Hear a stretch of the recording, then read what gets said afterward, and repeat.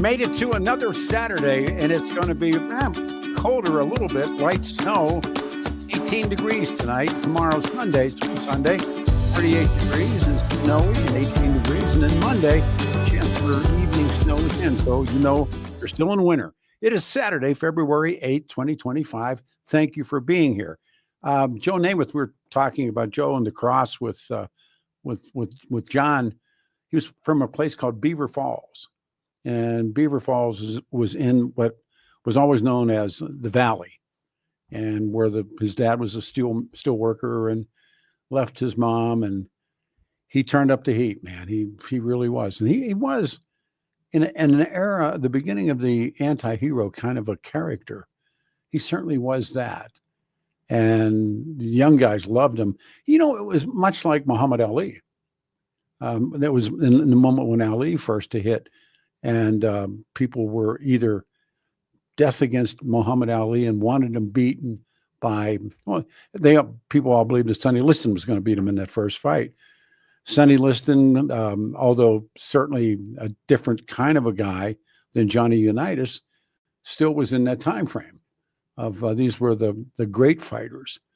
And Muhammad was nothing like Sonny. Sonny was like a lot of old fighters of the day, just hit you. And it hurt so bad that you wanted to get out of the ring. Joe Willie shows up, flamboyant, long hair. I think that John Caldera had a pretty good picture of him, and he beat them. he beat the Colts, and in fact, I think they yanked. Who was their starter? Johnny U didn't start that, but then they put Johnny U in the game, and somebody will tell me real quick, and then and he beat him. And that was it. So he's beloved. Where George Shaw? No, it wasn't George Shaw. It was the guy that was the quarterback for the Colts. And then Joe. No. He's firing names at me. But long story short, it was that moment, and the Super Bowl had always been dominated. Although, if you read the history of it, it's a phone call, and I've read the history. It's been a long time ago, but it was a phone call. Somebody will straighten me out. That was made to the commissioner. And it was, I think, maybe made by the owner of one of the AFL teams, who said, why don't we play? Why don't we play one? And that's what got it off the ground. And I think two networks carried I didn't see it, but I remember reading about it. Two networks carried the game at the same time, and there were two different starts because I should have called Joe Williams this morning, but somebody that the game didn't get Earl Morrell. Thank you. That's who the quarterback that started for Earl Morrell. Thank you. That's good. But they had two starts. They started the game and they screwed it up somehow. And they went back and restarted the game. So the game actually had two starts. And Earl had replaced Johnny U. And Johnny U, another one of those Pittsburgh guys that everybody loved. And along, here he comes, man. Joe Willie Namath. And he won. They won the game, and they said he only claimed victory one time. He waved one finger or something in the air, but he was a ball player. He was a player. So I've always thought the world of Joe Namath. And then at this sobriety thing, I had a chance to maybe talk for 2 minutes to him, a handshake, and say, as soon as I said where I grew up, Joe Lit, I said, and my mother always thought you were great because you bought your mother a house. And he just gave me the grin. What I'd like to open the show with in open lines, 303-696-1971, King Soopers strike. Have you crossed the picket line? Will you cross the picket line? I think this, again, we were talking moments ago about how the first part of your life really is the dominant, where the culture comes from, where a lot of your personality comes from. And the strike is at 77 stores and up and down the Front Range. And the union, of course, this is a limited strike. So you know the strike's going to end. The strike is slated to last, I think, 2 weeks. And it's a deal between the company and the union, and it could happen anytime, which, of course, then that would end the strike. But workers are striking. Their contract expired on 17th of January. Have you crossed the picket line? Will you cross the picket line? And if you're not crossing the picket line, what are you doing? Where are you going to get food, to get what you need? Also, coming up, Trump in Gaza. And back on the show, of course, you've heard her before. She'll be with us again, Dr. Wahdan, and she is a Muslim American. She's a doctor, and she's been speaking for the Palestinians on a radio show. I think this is her third appearance, and you've heard the stories, I'm sure, about what Donald Trump is offering. And a lot of people were upset about it, but we've talked about it. If you've been reading this before, this is not the first time that Donald Trump said we can build casinos. He said this before, and they said, I got to go back to this. People are smarter than me. Halftime, that was okay. Halftime kickoff was done twice. I thought it was a kickoff to the game. It was the halftime kickoff. We should get Joe Williams up this morning, make him deal with some of this stuff, because I don't know it. Second half kickoff was done twice. And it was, those of you who remember. Well, what year? Well, I know what year this is for this game, but there were really exciting games. I think this game tomorrow is going to be incredibly exciting. Anyhow, long story short, back to Gaza, the Gaza settlement, and as you probably saw, and I thought the whole thing was out of line. Trump's plan was outrageous, and again, putting troops into Gaza, American troops, and they said, well, no troops will go into Gaza, and I gotta let it go.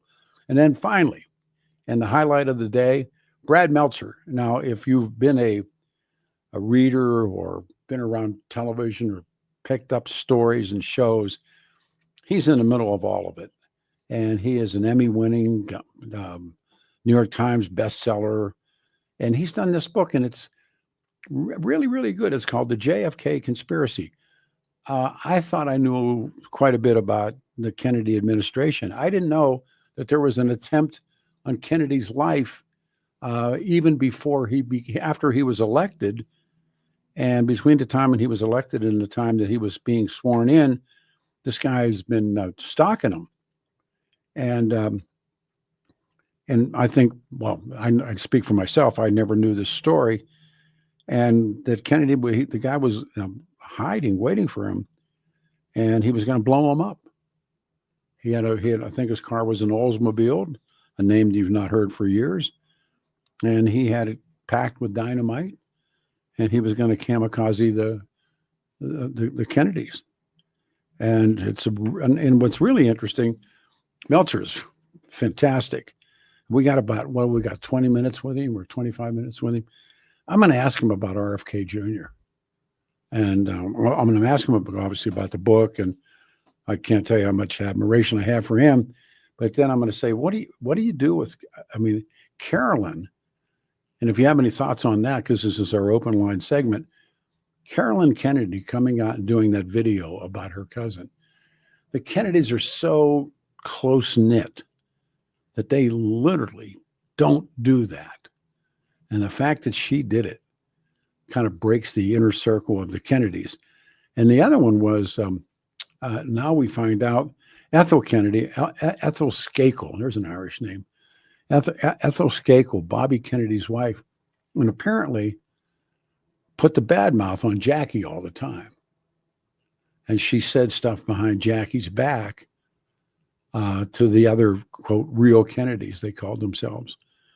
And it's just, it's a come apart. But so Brad's with us this morning. The doctor's with us to talk about the Trump deal in Gaza. And then we have our open lines, 303-696-1971. have you stepped across the picket line? Would you? Have you thought about stuff? I will not. There's, and again, I think it goes back to how you were raised. And I don't think I ever crossed a picket line in my life. I mean, I just don't think I ever did. And I know in terms of my dad, we'd have never crossed. So I don't believe I've ever crossed a picket line. Now, this is Colorado. This is 2025. This is a blue state. But I think that a lot of the stuff is, in terms of liberal thinking, well, this isn't convenient for me, so I need bread and milk. I'm going to cross the line. But I saw the guys and I beat my horn. But the difference is, I think in some ways, in other strikes that I witnessed a lot of strikes as when I was a kid, that they know the end of the strike. And United Food Commercial Workers Local 7 is I think it's a 2 weeks on this, and then it'll end. But on the other side is, can you think of a better time? Super Bowl weekend. Whew, the timing is everything. Can you imagine how much money? Well, I don't know if they're losing money. So we'll do all that. I need some names and then we'll go to work here. Oh, Adam's working on names on the other side of the wall. So would you cross the picket line? And no. Let me go back and read this. Second half kickoff was done twice. Morrell was NFL's MVP because Unitas was injured. Yeah, in 68, started for him. John came in late. Morrell is pronounced Morrill. Okay. It's been a long time for me. All right, let's begin in Ed. This is Ed in Sterling. Hey, Ed, thanks, man. Good morning. You're first up and the lines are full. Good morning. Good morning. How we doing? Well. Yeah, where do these people get time and how do they pay for themselves to walk the line and go and protest? Well, I don't know that their strike funds is how they do it, but I mean, I'm a farmer and a rancher and a truck driver and everything else, but these people, they spend their time to go and protest against something. No, I can't understand it. I'm asking you a question. I'm giving you an answer. The strike is going to last 2 weeks, but they're striking because their contract expired on the 17th of January, and the negotiations between the union and Kings broke down, and there's a bunch of sticking points, and generally people are striking for more money, for a pay raise. And, I understand that. All right. So what are you missing? But for them to go out on the streets to do that, though, you can legally do that through a court. Well, you want to do it in front of the stores. I mean, when people strike at steel mills, they strike in front of the steel mill. The coal mine, strike in front of the coal mine, and you strike. The picket line goes up in front of the place you're striking against. So but does that solve anything? Well, they're urging you not to cross. It just shuts down the business is all they're doing. Yeah, that's what they're asking you to do. Or that's what they're trying to do. They're trying to shut down the business. No, they're trying they're trying to get a pay raise. Yeah, I know they're trying to get a pay raise, but they're trying to complicate the business for making money. Well, they're showing they want to have their impact shown, and the King Soopers would then acquiesce to suffer. Everybody's nobody wins a strike. I mean, everybody takes a loss in a strike. That's my point. Well, would you cross the picket line? No. Why? Well, that's an interesting question. Well, because you started out very much against the strikers, and now you're saying you would not cross. I would tell them they're violating my property. It's not your property. I own a business. I own the supermarket. So therefore, you need to vacate the property. No, and I would have them all thrown in jail. No, well, you're pitching from both hands. Have a great morning. Thank you very much for first call. Let's go to Steve. Steve, you're on a radio show. Good morning. Good morning, Peter. Hey. I'm a lawyer. I've worked for two labor unions. This is not a protest. There's a statutory right, 1935, absolutely. NLRB. Yep. And, I think people that respect this, like yourself, once you've been exposed to that strong, union background, I'm originally from very bottom part of Southern Illinois, miners. Then I've done a lot of this, and it's almost ingrained in you that you never do that. You honk automatically. Isn't that true? And it's not a protest. It's not. This is a right that you have, of course, and hard won. And so obviously, I would never cross it. But I just think there's just a colossal misunderstanding of this, in America today. Well, people have no idea.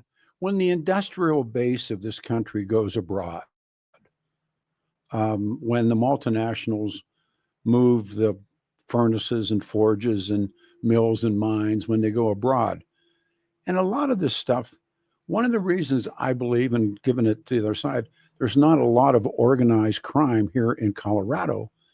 There's not a lot of unions here. And one of the things we do know is that, and not all unions, there's cleans and dirties, and the history of unions are great. I mean, I love it. But what I do, I practice employment and labor law. The thing about the labor movement, even if it's not in the collective bargaining agreement, if you go back historically, they were responsible for getting legislation, race, gender, protections, age, because they pushed the whole concept of employment rights. But you have to be to be careful with that, because there was no one more on the inside. I was in the union when I was 18, and the black men working in the mill with us were not in the union. They were. But later on, the labor movement became very pro civil rights, and it became. I think it was called the Philadelphia Plan. And it was part of Lyndon Johnson's Great Society, that the color, and then women weren't in the union, but the union, you're in a greater sense. The union was a tremendous benefit to this country. Yes, and even though if you don't see it today, let's say somebody today is 21 and they get protection under some law that doesn't have anything to do with the union. If you go back historically, the union was the drive, the political, economic force to get that. Absolutely. And I always said, I say this generally on a Labor Day show, that this guy driving his Beamer down I-25 with, his coffee in the cup, and he has his vacation time, and he has, his health care, and he has all those things, and he hates a union. You got to thank the union. The union won that for you. Exactly. No. They raised it, and then you go, you've talked before about this whole concept of the middle class. People used to have a home, strong public education, strong unions, all of that. It's gone. So middle class is gone. I got a break. We'll take it back. Everyone, I'm Peter Boyles, 710 KNUS. Stay here.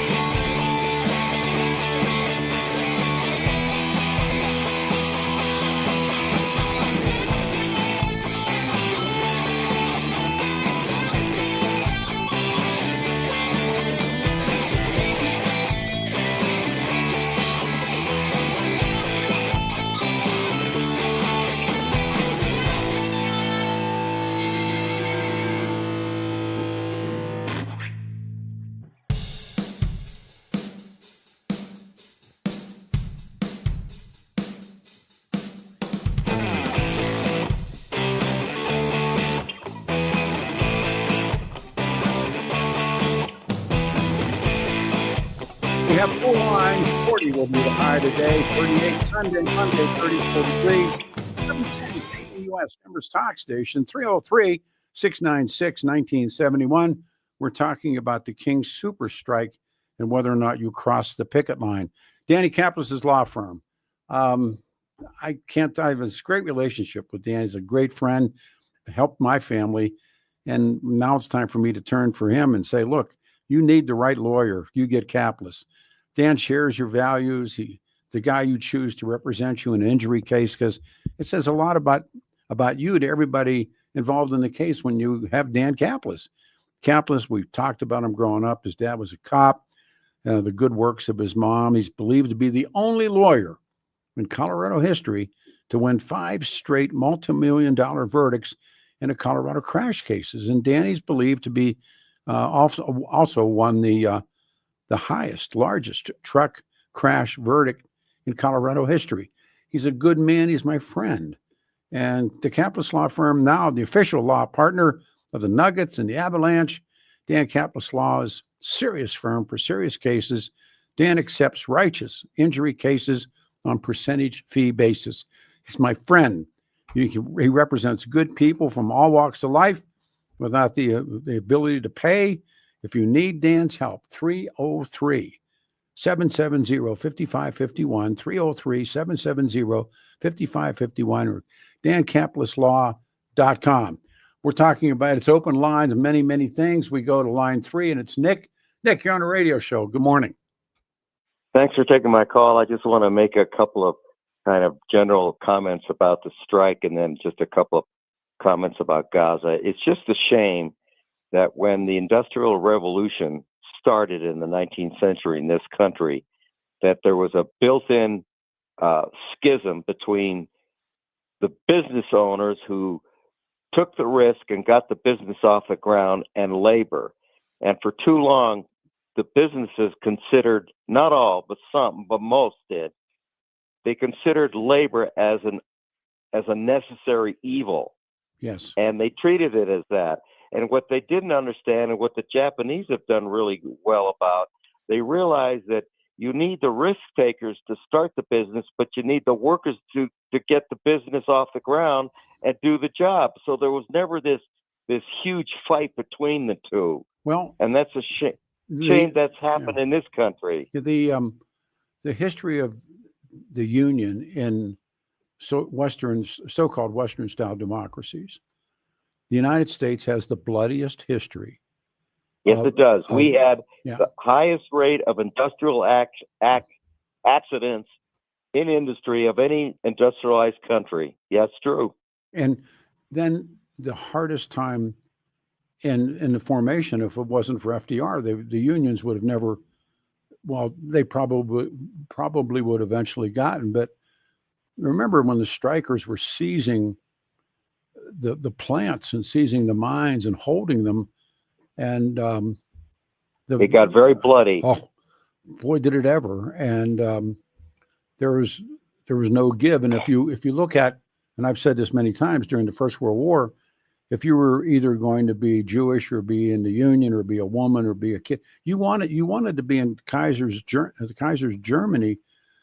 It was a much better place than Woodrow Wilson's America, and they accepted things, and they had public schools for children, and kindergarten comes from that, children's, and all the Kaiser. There wasn't a problem with unions. They began as guilds, and they grew, and the Kaiser had no problem with it.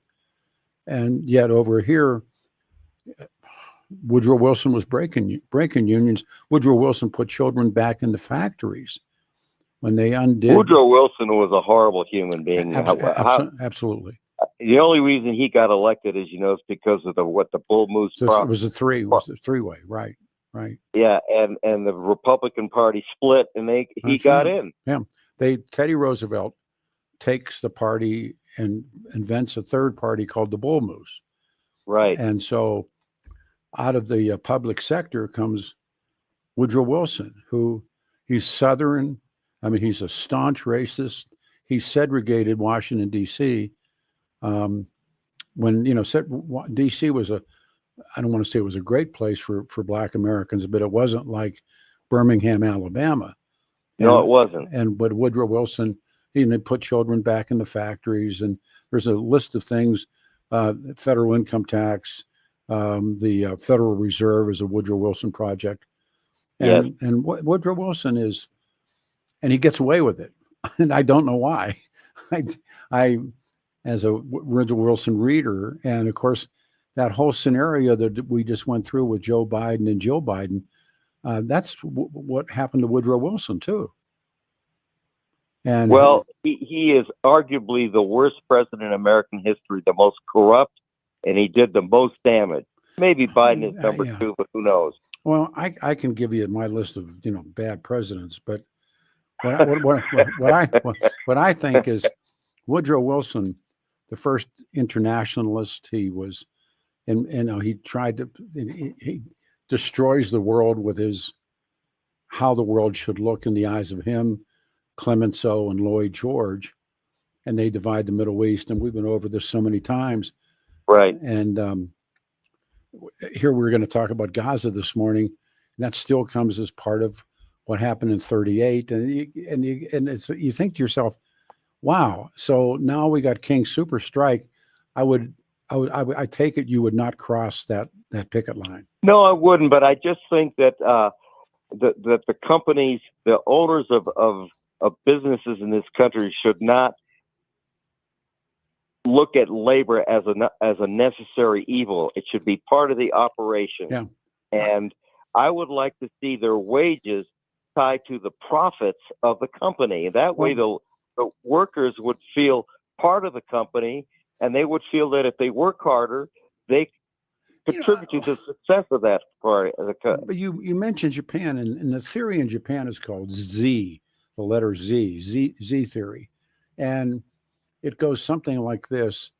We have a Honda, and the president of Honda or the chairman of the board of Honda makes X amount of money. The guy that's a broom sweeper on the labor line, he makes Y. Now things are getting bad for Honda. Everybody takes a cut. The chairman takes a cut, president takes a cut, and then the broom sweeper takes a cut, but he doesn't lose his job. No, and it's proportional. And they have these resorts, and again, it's really parentalistic, but they have resorts that are Honda owns the resort, and when it's vacation time for you and your family, it doesn't matter if you're the broom sweeper or you're the chairman of the board. You go, and it's the world's a relative place, but they take care of you for your vacation, and they've had some union issues, but the Japanese are such a different society. And after the Second World War, it really starts to come apart. And I'm not a big Douglas MacArthur fan, but MacArthur really saves Japan. So, what do you do with all of that? I don't know, but well, go ahead. I'm sorry. Again, it has to be a change of culture. Again, you can't look at labor as your enemy. You need labor to do the job. You need the business owners to create the job. I understand that. So everybody should understand that. And when you have a downturn in the economy, it shouldn't be always labor that takes the hit. But it is. It should be the top executive. Sure. That's the problem. But that's where you get that animosity between labor. Lenin was a great pamphleteer, and I read a lot of Lenin, and Lenin wrote a pamphlet entitled "Labor, Wages, and Prices," and they were they're looking at the rise of the industrial era, and that's really what Karl Marx is writing about, and he's writing about Germany, and he's writing about England, and he's comparing them, and once again. The Germans, although seen as the enemy of the First World War, they treat their working class people infinitely better than certainly the Brits, and light years better than what happens in this country. So, but again, I don't know. That's not hidden history. You can certainly read it. But it's interesting to me because I was raised by the guys who made the unions, and when I went to work in the mill, they were there. They were 60 years old, and they had gone through all of that, and they had raised and made the union. But well, again, I'm just opining, if that's the word. It's just a lot of wasted energy if labor is fighting management and management is fighting labor, and you get nowhere, and everybody loses. I just said that nobody wins a strike. Exactly. Good call. As far as one thing about Gaza, you can't take Trump seriously. Sometimes he marks out these outrageous positions, and then he comes back to the middle. Yeah. So things he said about we're going to turn this into that or this or casinos in Gaza, you can't take him seriously. Well, I don't know about taking him seriously. He's talked about this before, but there's a lot of outreach right now of countries, Panama, Greenland, now Gaza. And one of the things that Donald Trump tried to make clear to me was that we're done. We're not going to go abroad. And these are almost acts of imperialism. And let's see, we don't have plebiscites in this country, but if there's a plebiscite in Greenland, see what they want, see what they say. Panama, certainly the Panamanians want nothing to do with this. And everybody in Gaza, not everybody, but 99% of the people living in Gaza, the Palestinians, think the United States of America is the prime mover for the Israelis, and of course they are. So they're hated there, and I'm thinking, so he sends Marco Rubio, and I don't know. I'm as confused about this as probably most people, but anyhow. Well, what I find interesting, just one quick question. I know there are other people on the line. Why don't fellow Arab countries want to take them in? Nobody wants to. They don't want to deal with it. No, they want nothing to do with it. Every time you brought the Palestinians came with it. Remember exactly in Lebanon, and that's, if I can say, this really sounds stupid, but my favorite place in the Middle East is Lebanon. But when Arafat gets kicked out of Jordan, Hussein, they don't want him anymore. They don't want, so that's the invasion that triggers the war.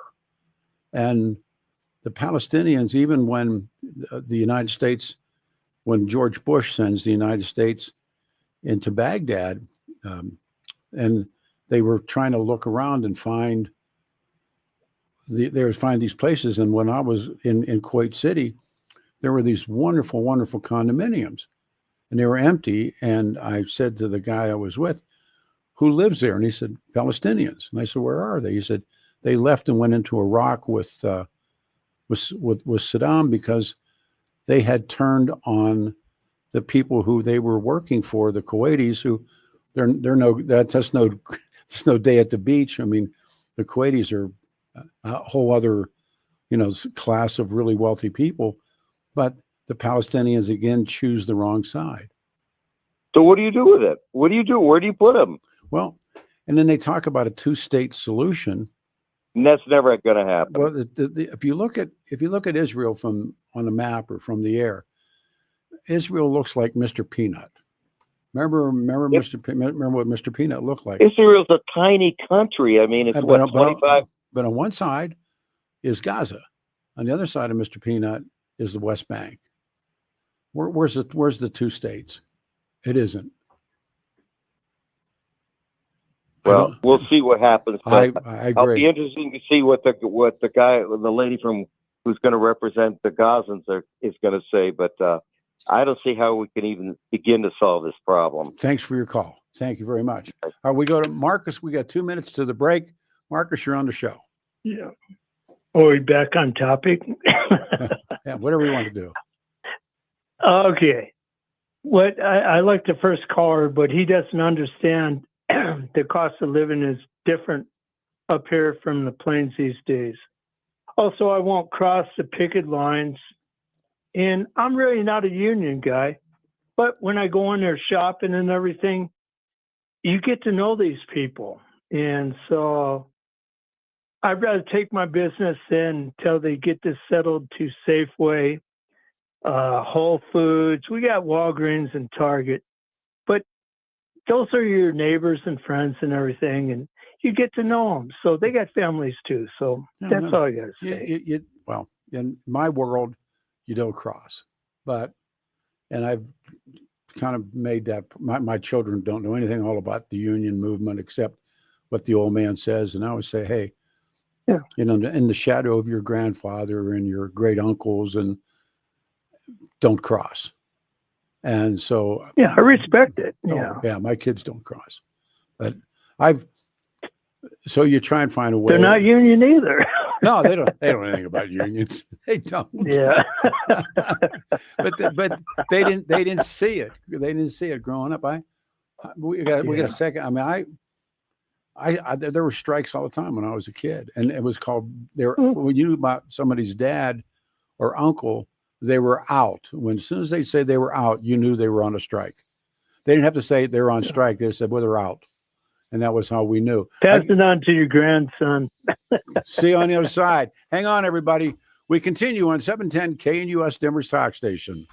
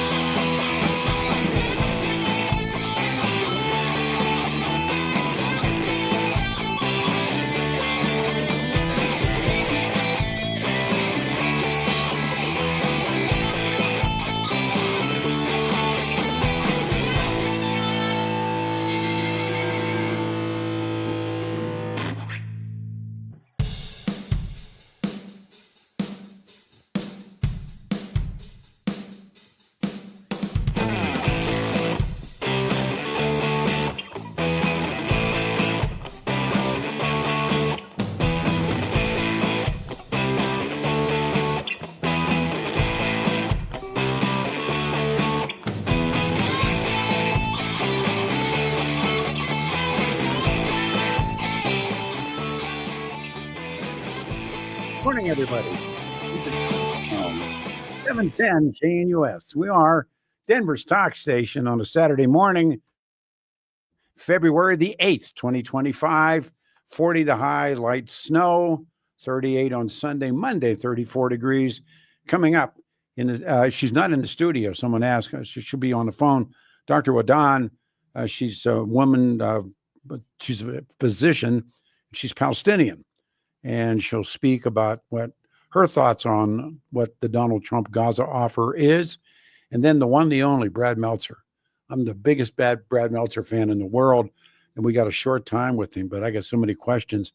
And he's done a book that was one of the You Can't Put Down books, and it's entitled The JFK Conspiracy. And there was another plot to kill Kennedy, and it was after he had won the election and before he was sworn in. And this guy was stalking him with a car full of dynamite. And Clint Hill, the guy who climbs on the back of the Lincoln when Jack Kennedy is shot, plays out in it. And he gets a sign, and he said, it's I didn't know any of this, but when Clint Hill's he's a young agent, he gets brought in, and they assign him to Mrs. Kennedy.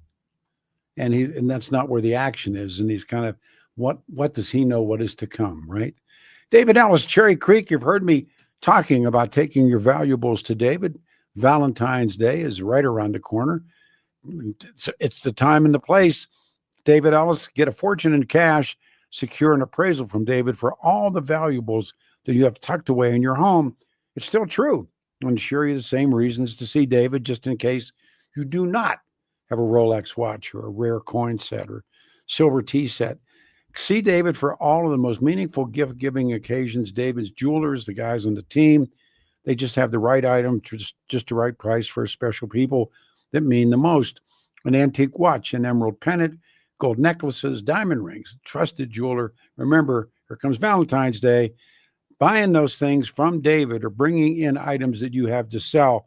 Decades, dazzling cases, showcases filled with hundreds of new and used pieces your loved ones will treasure. Visit David Ellis Jewelers and see for yourself. Look for the black awning on the corner of 3rd and Clayton and Cherry Creek. He's there now 6 days a week. David is in his office. Explore DavidEllisJewelry.com or call my friend David Ellis, 303-322-8779, 303-322-8779, on the corner, 3rd and Clayton and Cherry Creek. We go back to the phones. We go to Jack in Evergreen. Thank you for calling the show, and good morning. Yeah, Pete, I'm like you. I'm very much into the history of labor movement. It's fascinating, and you're probably the best person in the country to talk to about it.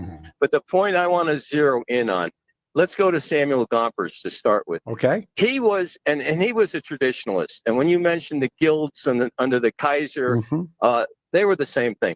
But they were always focused on highly skilled craftsmen, and they had these guilds. And you can go to King Solomon's Temple. That's where masonry comes from. The whole background of these groups were always to protect highly skilled people so that they could apprentice and train their offsprings over a period of years so they can pass that good income down to them. It was never intended for the masses. It only switched over to the masses when Gompers understudy John Llewellyn something or other. John L. Lewis. Yeah, John L. Lewis. And then all of a sudden, everybody's entitled to union representation. Well, I'm son of an old timer, and I believe that those things are legitimate for the skilled craftsman groups, and I just don't really see them for the masses. I'm sorry. Well, but that's the only way that they could. I mean, people that were, I think Marx dubbed them the proletariat, where they were the working class, and there was an earlier caller that talked about they were just seen as quickly replaceable. There was no health care. People had to pay money to keep their jobs, company stores, all the things that went with it. Pullman. Well, the Pullman strike was horrible, but the Pullman strike was one of the first places. Haymarket, some of the first places that they found out that they're not going to do this to them. And my grandma, when in Homestead, when she was a little girl and they came from the old country, I mean, that embedded in her and what happened in the Pinkertons shot. They came down on the barges, and then Pennsylvania enacts its own National Guard, just like same thing that happened here at CFNI when the Rockefellers brought in and they used the Colorado NGs, and they shot those people. And no, it was the United States of America versus its own citizenry. Yeah. And no, there's no give in it. And then when after the beginning of the multinationals, and they said, well, we can take this furnace and we can put it in Beijing, and we don't have to put up with anything like environmental protection laws or rights of workers or insurance. You have to ask yourself, Pete, if Gompers was alive today, would he organize supermarket workers? And my answer to that would be no. He may not. He was only interested in protecting the highly skilled people so that they can pass it on to their kids. But remember, that's what it was about. It was the AFL-CIO. Yeah, right. The Congress of Industrial Workers. And, yes. But they were at each other. They fought internally. The guys that went to the automobile plants and they struck there. The Ruther brothers, John, and you can see those goons, and that's what they were called. Yeah. Beating people to the ground in front of Ford Motor Company, and that was with the blessing of Henry Ford, who Adolf Hitler called Heinrich Ford. Yes. There was an internationalism to both sides of it. But I draw the separation between it being for the skilled people's organizations and not being for the masses. I don't think being for the masses serves the country well. But even inside the mill, there were people that they were machinists and there were plumbers, but everybody's still a union brother. And because if you don't stick together clearly, and that was part of what I witnessed two strikes I witnessed a lot of strikes as a kid, but two strikes that I didn't even know I was involved in the first one and the second one, but you probably started it. No, I to this day I don't know it was a wildcat, and that's when you're not going with the traditional contract. You're breaking from the contract, right. and I remember just everything. Well, come on, boy, let's go. Okay, because you weren't going to screw with those guys. But and the same thing was true with steel haulers. I witnessed steel hauler strikes when they were hanging concrete blocks off of the Ohio Turnpike, windshield high on a big truck. That's true stuff, and they shut them down. The best one was the transit workers strike in 1945 when they wouldn't drive the buses and get the defense workers to Pittsburgh plants. Well, Harry Truman. That was FDR. He said anybody that doesn't show up to drive the trains and the buses tomorrow will be inducted and sent to the Eastern Front. No, I thought it was Harry Truman that said, they tried to do it in the coal mines, and Harry Truman said, I'll replace every coal miner. And I thought he was replacing bus drivers, and he stepped in because they're like, he knows the end is coming in Japan, and these guys he's that close, and he's just not going to tolerate it. Harry's not he's from Missouri, and he's a farmer. Harry Truman, as much as I despise, just to show you there's no such thing as anything being total and complete. As much as I despise Democrats, I still think he was one of the best presidents this country ever had. And he wasn't a modern day Democrat. He would have not fit. No, of course not. No, he would. They'd shoot him today. they wouldn't even let him in the party. No, not today. But, no. Yeah. Thank you. All right. Good call. Man. All right. On the other side, and she has been with us twice. She's on the phone. She's not in studio. Dr. Wahdan is with us, and she's a Muslim. She's an American. She's a physician, and we'll talk with her about her thoughts now. And it's part of what and it happened this week, and I was kind of taken back by it that Donald Trump talked about we'll occupy Gaza, and I thought, wow, watch. So we'll see what she says. And then the one, the only Brad Meltzer is with us. It is a Saturday here on 710 KNUS.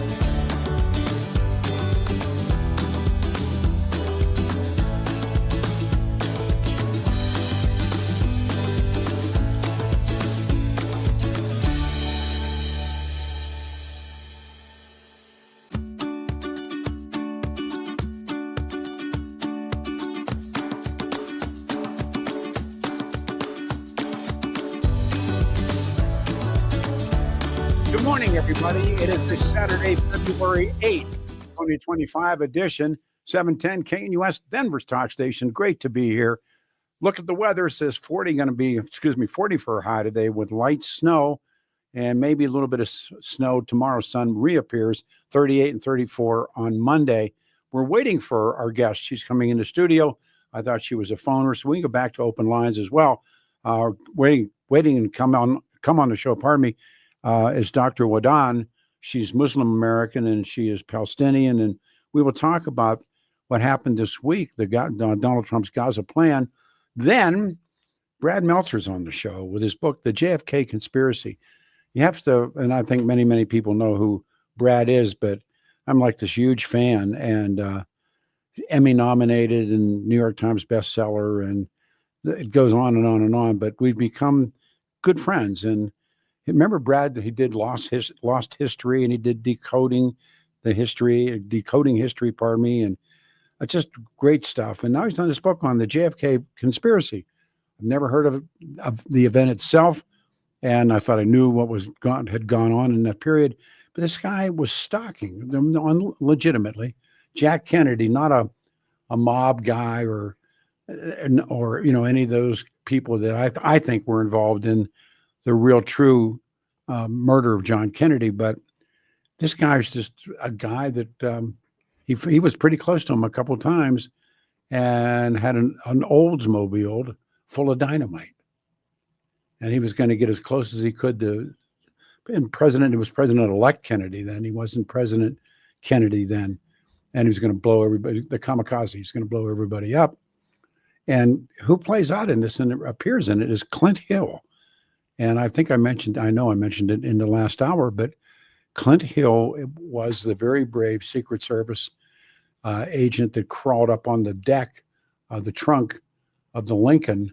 And we know that Mrs. Kennedy was out there trying to get parts of Jack's brain.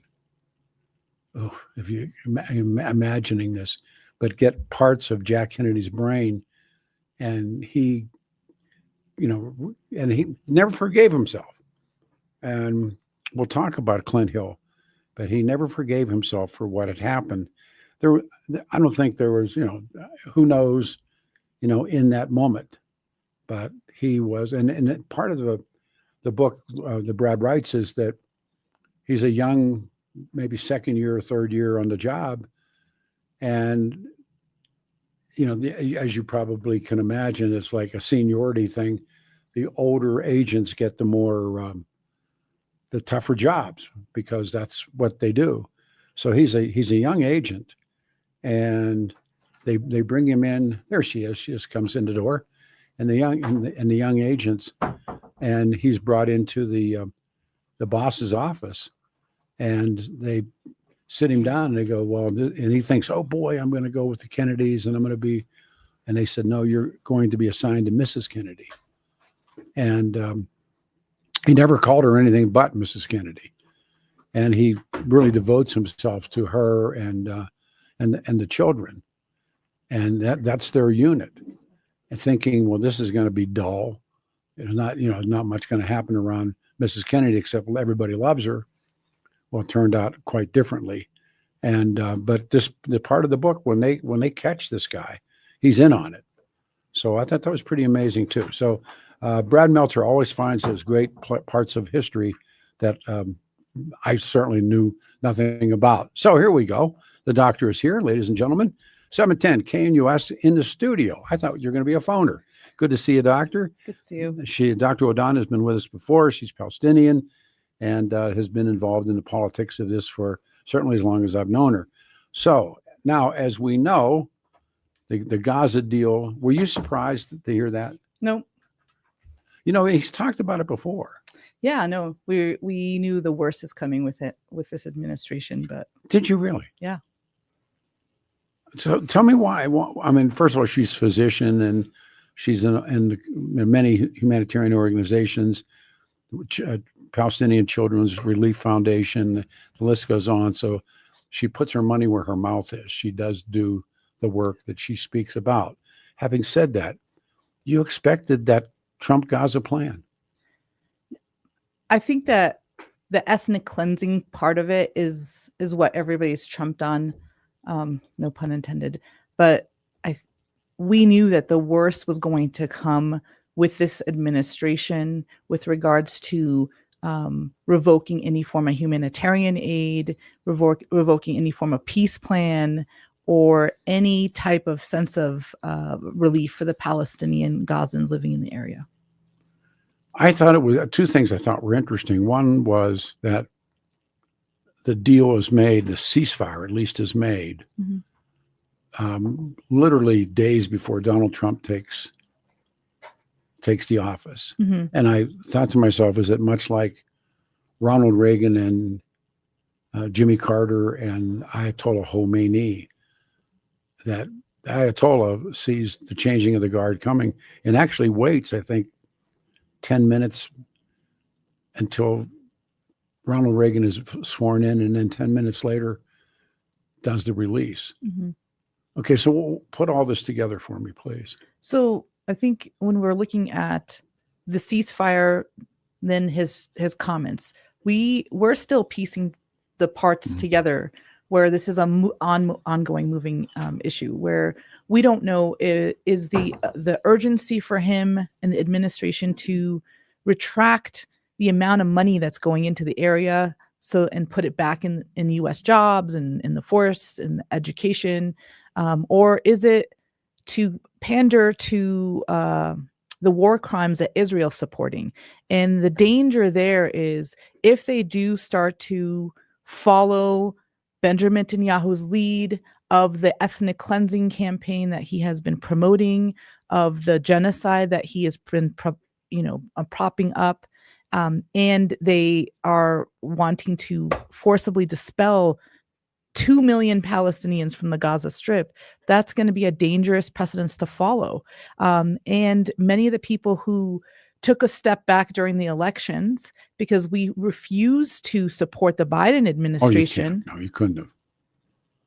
Oh. You could have not supported the Bidens. Definitely did not, because they were promoting the genocide. They were putting $14 billion of aid into that campaign. They were the ones, speaking out of two sides of their mouth, where they're saying, we're going to send billions of dollars for the bombs and the guns and the military support, and then simultaneously say we're there to provide humanitarian relief. You can't kill the person who's trying to get the aid and render the aid. I agree with you. The Bidens, I don't know who was calling those shots. I don't think we've gone over Joe Biden numbers of times, but I don't think Joe Biden was halfway aware. No, you agree? He was sleeping. It was okay, that's a good way to say it. He was definitely like asleep at the wheel when the campaign was going on. Yeah. But I'm not going to put the onus just on him. All Democrats that have been bought out by AIPAC and ADL and all those campaigns, they were pandering to it too. They were getting these under the table financial campaigns and in supporting whatever Israel wanted to do at the demise of what Americans needed. They ignored our heeding calls for teachers, for education, for safety, for many forms of reform. They were not heeding those calls yet. And say we don't have money for the increasing the salary of our teachers, but we have billions of dollars to send. Been exposed. Yeah. So I mean, they were also not tending to this urgency. When I knew we were going to talk, I was going to ask you about the Saudi Arabian influence in all of this. You're nodding. My understanding is the Saud said absolutely not to this deal. Yep. No way. Why? I think if they're going to be working toward a comprehensive peace plan with Israel and allowing the acknowledgement, their right to exist, they cannot deny the Palestinians' right to exist. They cannot sign a peace plan with Israel and simultaneously watch the ethnic cleansing and ethnic eradication of Palestinians. that's going to be a red line for them, and they've said that before. As a reader, and you go back, and it was the Peel proposal, 1937. Yeah, you're nodding your head. This, and that's when they came up with two-state solution, and that was British. The British said it. No Arabs said it, but the British said it, and that was the beginning of something that I don't understand how it could be done. Can it be done? I mean, we go back. I mean, right now we're just asking for the bleeding to stop. No, I understand that. Like the two-state solution is so far out of reach right now that you cannot have. I mean, it's attainable if Israel stops violating international. How would two-state laws. What would two-state look like when the Saud say no, the Egyptians say no? We pay the Egyptians not to fight the Israelis, and vice versa. Because that's Camp David. They're saying no because there's numerous violations from Israel. And if we were to really, truly, utopianly establish a two-state solution where there's no settlements, that you think Israel's going to go back and dismantle all the settlements that they have built in the West Bank? There's no way that they're going to like go and start to. How much billions have they invested in the wall in the West Bank territories? I mean, so has the feasibility of the two-state solution is just not feasible because of what Israel has propped up. Has the building begun again since the war began again? From Israel, there's like massive expansions of settlements. 100%. Like in Jenin, in our city, El Bire, there's many settlements being built on the land, and they're already removing residents in Area C. So where can they go? They're just pushing them out of the house. You got to figure it out. Where can they go? Are you talking about the people that live in the West Banks or in Gaza? Either way. They don't want to go anywhere. Well, no, that's what I'm saying. But yeah, when Donald Trump talked about you can go to be with Egyptians, or you can, they don't want to, and the Egyptians don't want them. And because the Palestinians' call is we do not want to leave our indigenous lands. Yeah. That is the call. And the Egyptian government support that. And if they started saying no, you can come in, then they violate their union with the Palestinians' right to sovereignty, their ability to exist. So they would violate those norms, which is not okay. You can't forcibly dispel Palestinians and go, you just need to figure it out and go somewhere else. And that's kind of where Trump's kind of charting into that territory of forcibly dispelling Palestinians. And they don't want to go into the nearby countries of Egypt, Syria, Lebanon. I mean, nobody wants to go there. It's been a century of this. Actually, it's been longer than that, but at the end of the First World War, it begins. End of the Second World War, it's full swing, and there is no end. So what's the end? There has to be a peaceful coexistence between the people that live in the area. And how do you do that? I mean, I think the young people got it. I think it's a change of tide of these older regime centric, leadership that don't want, they want to see one, I would say like they are there against their own people's cries. And for the young people to see the change and understand what apartheid looks like, what does ethnic cleansing look like, what does displacement look like, understand the true nuances of those before they were like, it's complicated. It's not complicated. The complications comes when you say peace is not on the table. And the young people see that, where they want peaceful harmony with the Israeli citizens and Palestinian citizens sitting side by side, whether or not that looks like a one-state solution, because that's what they speak to. That's what they see as that's the possible union of equal representation on a parliament. That's what the young people want from both sides.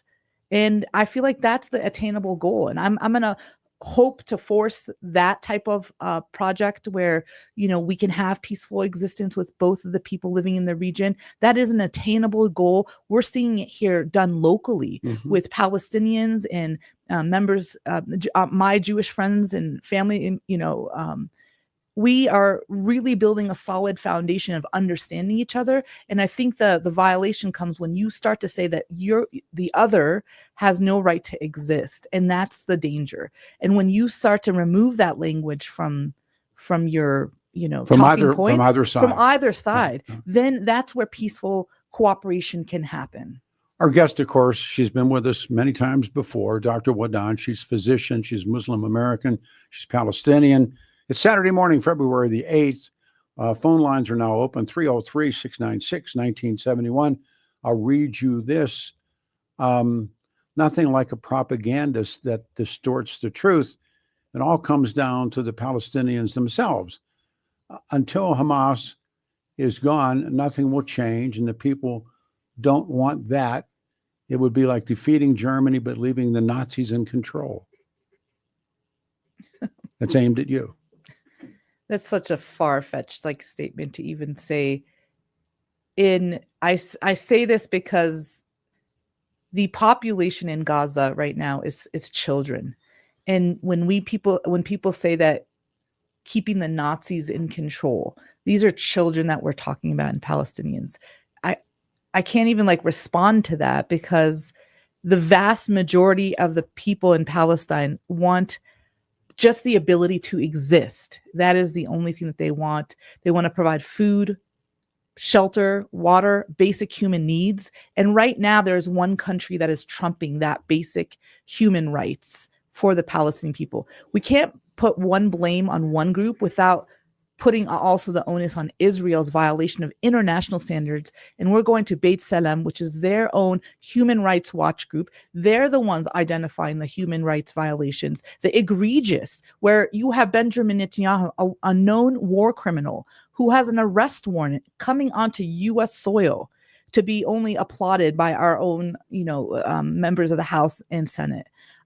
So we can't keep doing these finger blames and saying all Palestinians have to all act like Hamas, because that is nothing, completely false statement. Many of us are non-political. Many of the people that live in the area are humanitarians at best. And so to keep on saying that one group represents the ideology of every single Palestinian is just nonsensical. 303-696-1971. How can it end? I mean, I think if these struggles, I've used this line many, many times, and it's you, Trevor Roper, or I think it is you, Trevor Roper, who said, there are parts of the world where there is no tomorrow. It is simply yesterday repeating itself. And the other one that I add as an addendum, somehow the British are always involved. And seriously, sometime, someplace, somewhere, the British are involved in what happened. So how can it, how can it find its way? And by the way, do you think the ceasefire holds? Nope. It's already been violated even since when they announced it. So I think so too. Yeah. And we're talking about Lebanon, we're talking about Syria, we're talking about Palestine. So it's an ongoing thing. I think accountability needs to be made before things can change. And that's accountability from our U.S. involvement. And we can't be sitting here saying that we're fair brokers of peace when we are, actually sending war machinery into the region. Until we can stop talking in colonial talk, is what I say, of building a Riviera and colonizing the Gaza Strip to build real estate development for those in the Singapore area. It's crazy. It's history is repeating itself. Unbelievably so. But the same thing is true, by the way, in Ukraine. Yeah. Now they're seeing American weaponry reappearing on the arms market, sold to yet third-party that weaponry built in the U.S., given, quote unquote, to Ukrainians, being sold out the back door. I mean, just they justify what these people have done. So that's our break. All right, we have one line open, and we'll take your calls, 303-696-1971. On a Saturday, Peter Boyles on the air everywhere, 710 KNUS.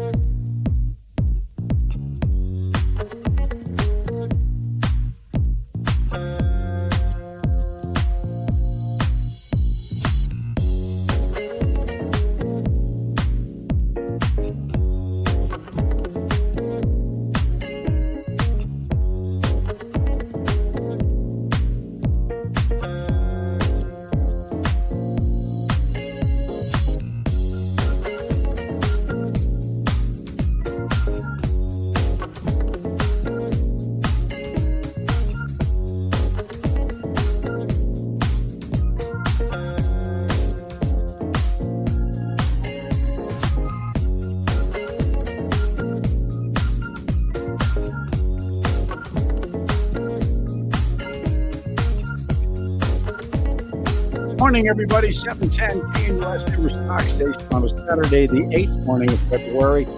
40 will be the high, 38 tomorrow.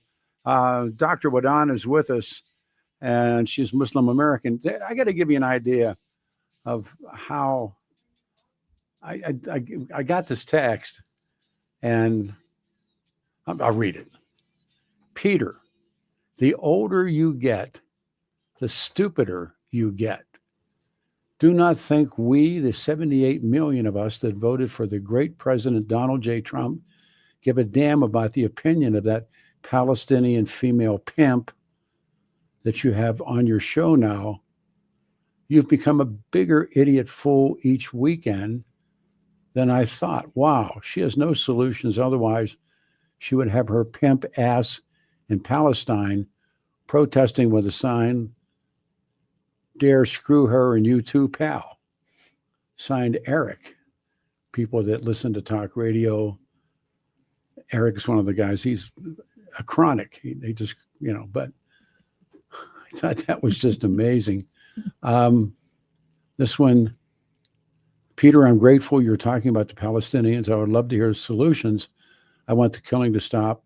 So many innocents are killed. Text, we see the children during the hostage handoffs in Gaza. No country wants Palestinians because they bring trouble with them wherever they go. See the Kuwait example, yeah. And the countries don't want them, and it just goes on. But to give you an idea what people think of you, which like, you're a physician. We do research. I'm like a humanitarian. This like don't sweat it. It's like it totally bounces off of me. I can care less. Talk radio. Here we go. This is Gary. Gary, you're on the radio show Saturday morning. Thank you. Well, the first thought I have is, Peter, why even bother to read that stuff that Eric sends? I mean, that's just because so out of whack. It's just no. It doesn't serve the further discussion to a right end. Yeah, in fact, it does, but that's for another time. It does. Okay. Sure. So talking about moving the Palestinians out of Gaza while the rebuilding is going on, and you're saying that that's genocide. So if the U.S. has said they're going to go in and rebuild that area, I mean, the pictures of that area are just a complete disaster. So where should the local population go while their city area is being rebuilt then? So that's the question that even the Palestinians have. There is no, many nonprofits are providing the tent and the shelter and the water and the basic human rights that they are well deserving of. So when the renovations of the quote Riviera are made into Egypt, into the Gaza Strip, it's not intended for the Gazans to return. Do you think that they're going to invest in the millions and the billions that they're going to put into this strip, and they're going to allow people from Gaza to come back and return? There's no way. And so it's a nonsensical argument where they're going to start to build and also call for the people to come back to their homeland. And the people from Gaza don't want the support. They're using support from other countries to rebuild their sovereign land, which they are entitled to. This is not an argument for the United States to make. It's an argument for the Palestinians that live on the Gaza Strip to make, and how they want to see it, what does it look like to them. We're irrelevant in the question, in the solution. So there's 1.7 million, from what I understand in here, 1.7 million Palestinians that are affected by this rebuild. So while the rebuild is going on, they're going to live in tents. And then you're saying that the Saudis and the Kuwaitis and the Emiratis, they're going to finance. No, they've said it's Peter. They've said no. They've said the Saudis want nothing, and if the Saudis don't want it, you're not going to get it. As far as money, as far as offering money. Well, also opinion and power. I mean, the Sauds throw a lot of weight.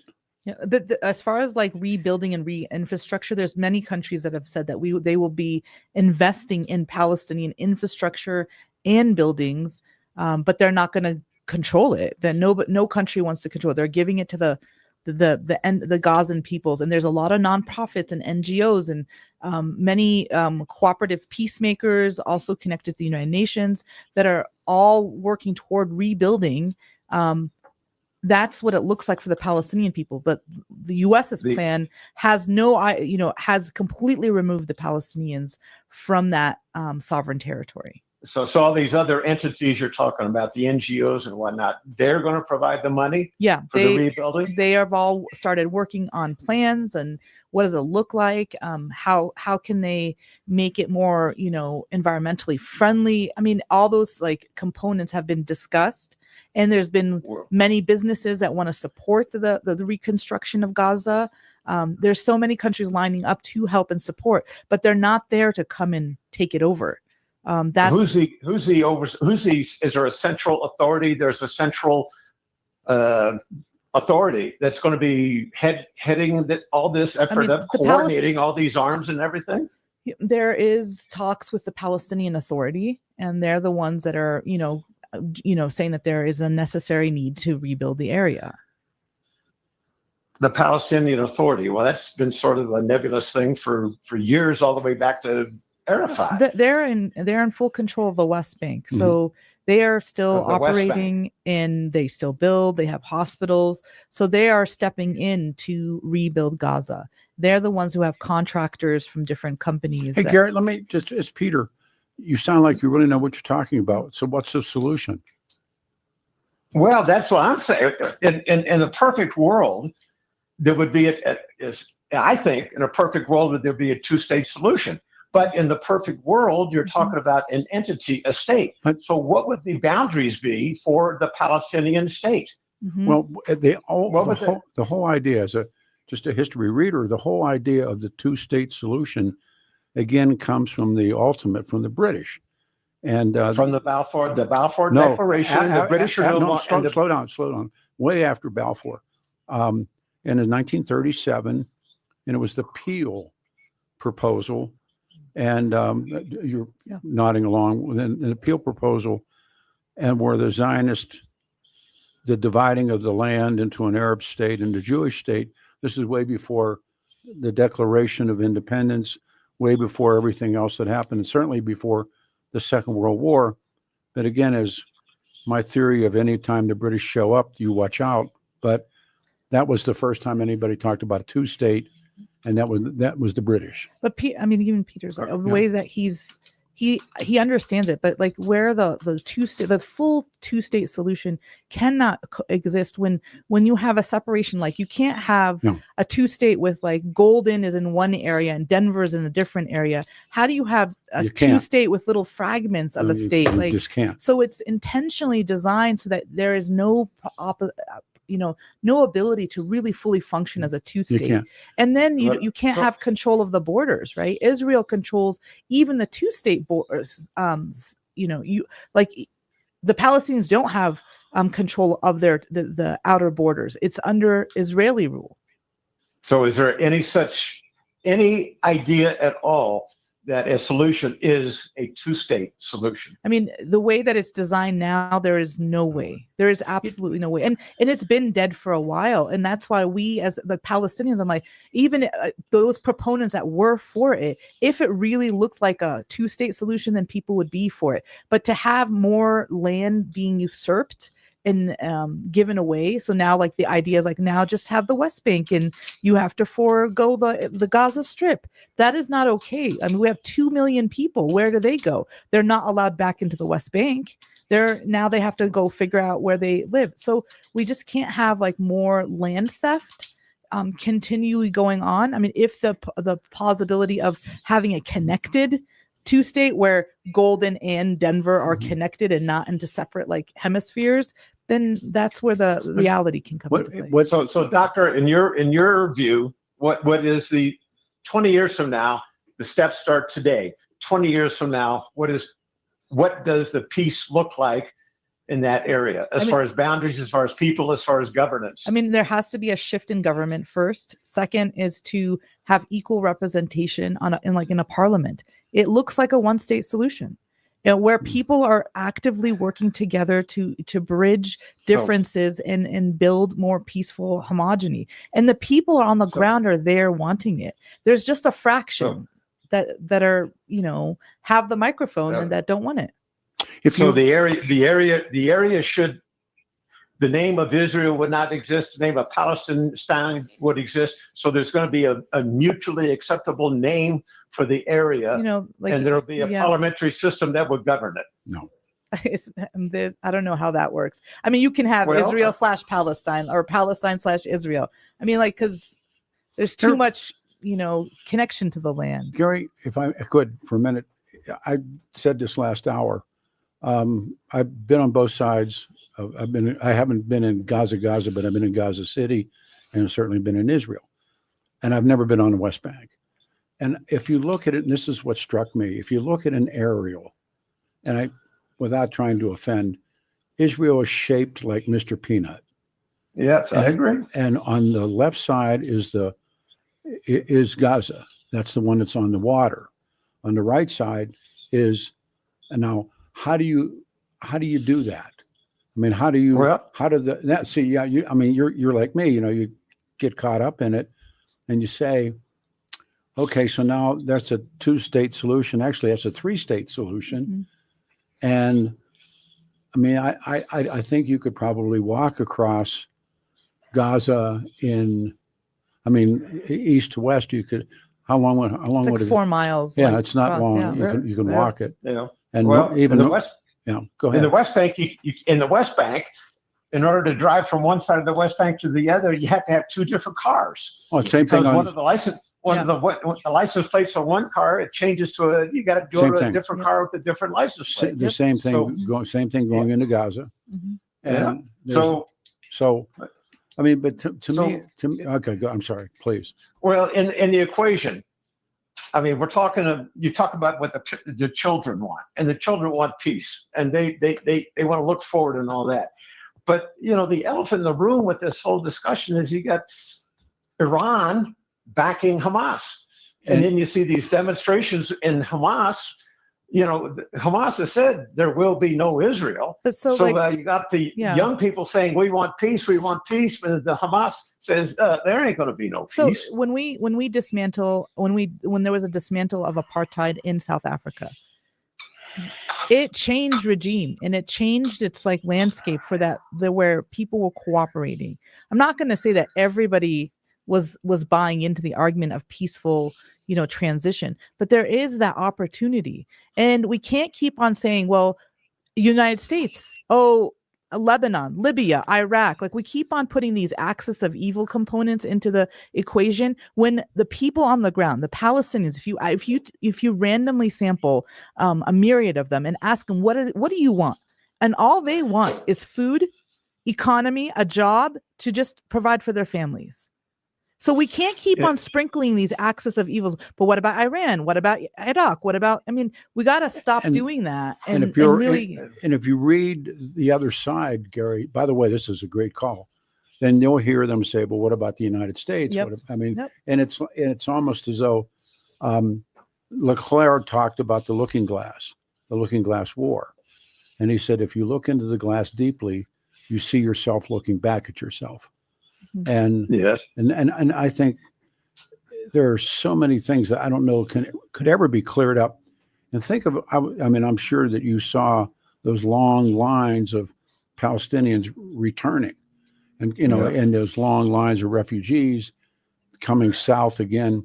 And you think to yourself, you were talking about the children, and the doctor was talking about the children. Think about what they're going to be like in 8 to 9 or 10 years. That's exactly the point. Yeah. Final point there. You brought up South Africa. I've traveled the area, and so the thing that I saw in South Africa when apartheid was disrupted, and there was some forcible placement of. You bet. The term used was previously disadvantaged, and so a lot of the previously disadvantaged people were given positions of power in government and in industry and in different sectors but there was no outside entities that were influencing it. They were left to deal with it themselves, as far as here's how we're going to make all this work, and it was inside South Africa. And here in the Middle East, you got everybody and his brother has got interest in that area. But one of the reasons there's sub-Saharan and Saharan Africa, and you divide Africa that way.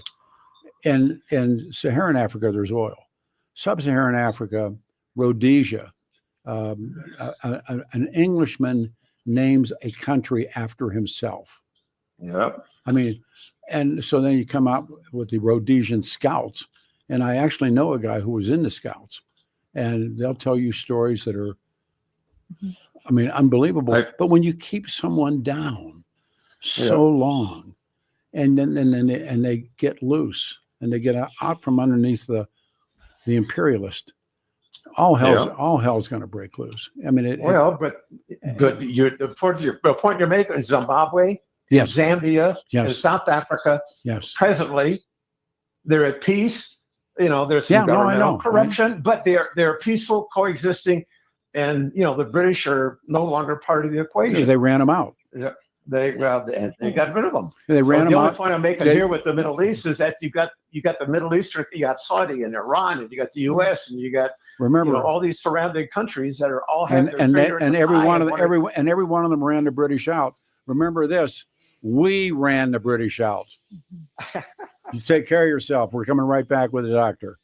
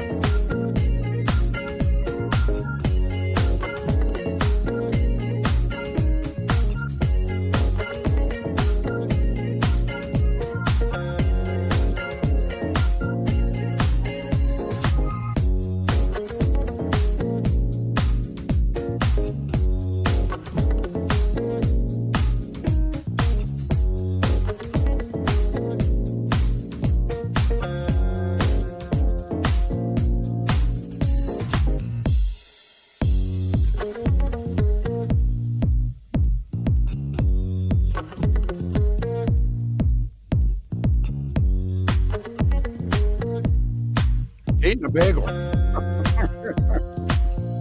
caught with bagels. 7:10.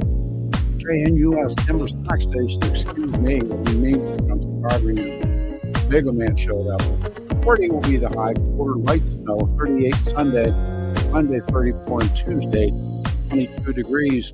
This week, Donald Trump announced that this new attention of his relocation plan and a proposal for our country to take over Gaza.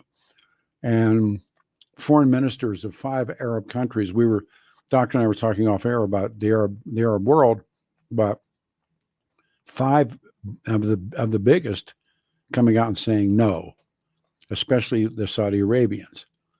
And Benjamin Netanyahu said that Donald Trump was thinking out of the box and to prevent another 100 years of peace efforts, the United States takes over. Why is that? First of all, I got a million reasons why it's the wrong idea. Why do you think it's the wrong idea? History is. Oh, I got to turn your mic on. I'm sorry. Please. Okay. I said history has proven that is the wrong idea. Yeah. I mean, we've seen it done in countless other countries, Latin America, the coup there, the Iraq War, Afghanistan War, and an involvement in Vietnam. I mean, the list goes on of where we have tried to prop up this type of like ideology when it completely backfired and resulted in many veterans coming back, or fallen soldiers coming back because of our missteps. How long would it take? Yeah, it's clear that colonialism doesn't support anybody. Imperialism does not support the prospect of peace. So this is a failed idea. Proven failed policy. 100%. Yeah. And it's also interesting right now, and I be part of Open Lines coming up, is also Greenland, the canal back, now Gaza. And my support for Donald Trump was he said, we're going to get out and stay out. Yeah. I think a lot of people had that sentiment. When did that change? Or you thought it always was? I think that, he always was centric on American policies, changing America, dealing with economy, dealing with like the basic needs for American citizens. I agree. And we really thought that that's where he would put his onus. I don't know what his conversation with, a war criminal Benjamin Netanyahu was, but this is not in his best interest. And I don't think that many constituents that voted for him would be supporting that. Billions of dollars of aid that should be coming into our infrastructure, our buildings, our streets are going off to be, building a Riviera for who? It's not for the Gazans. So the question is for who? Wealthy Arabs.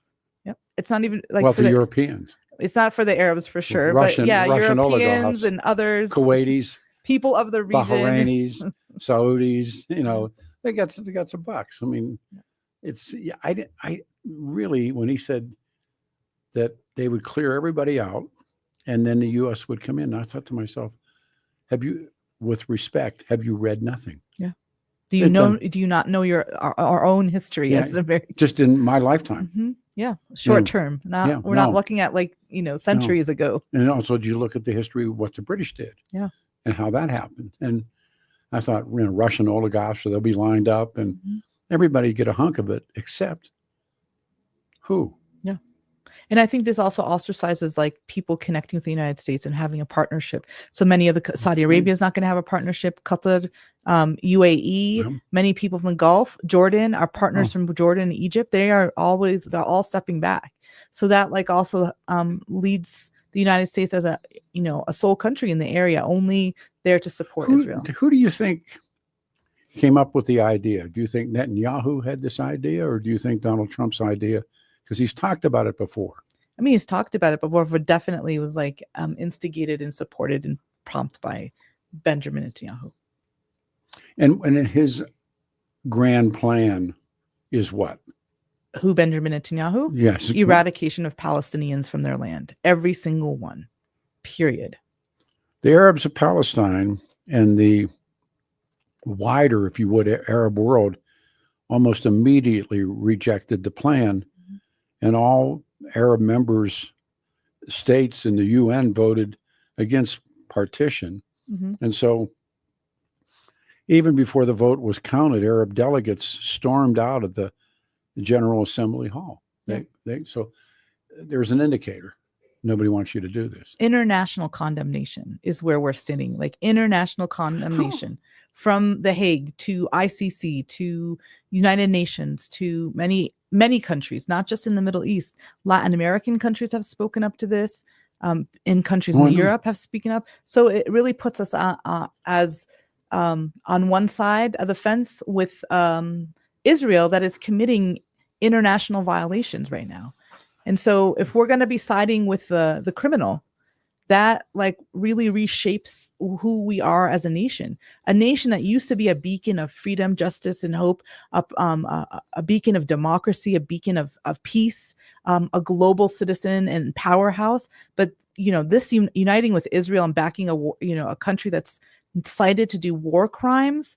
I don't know if that's in our best interest. How do you explain October 7th in what happened in terms of these people who are seeking peace?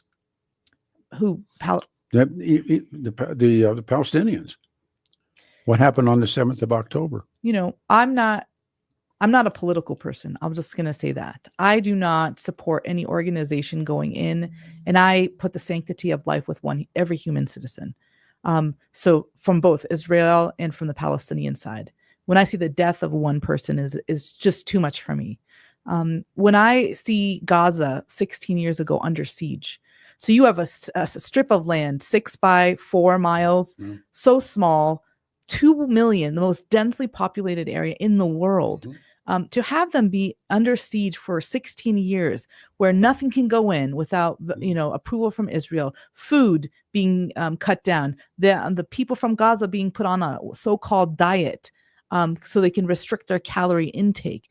The gross violations of international laws that have been prompted by B'Tselem, which is an Israeli human rights watch group. You're literally seeing a starved dog in a cage for 16 years. And then our response is, why did the dog bite its master when they opened the cage?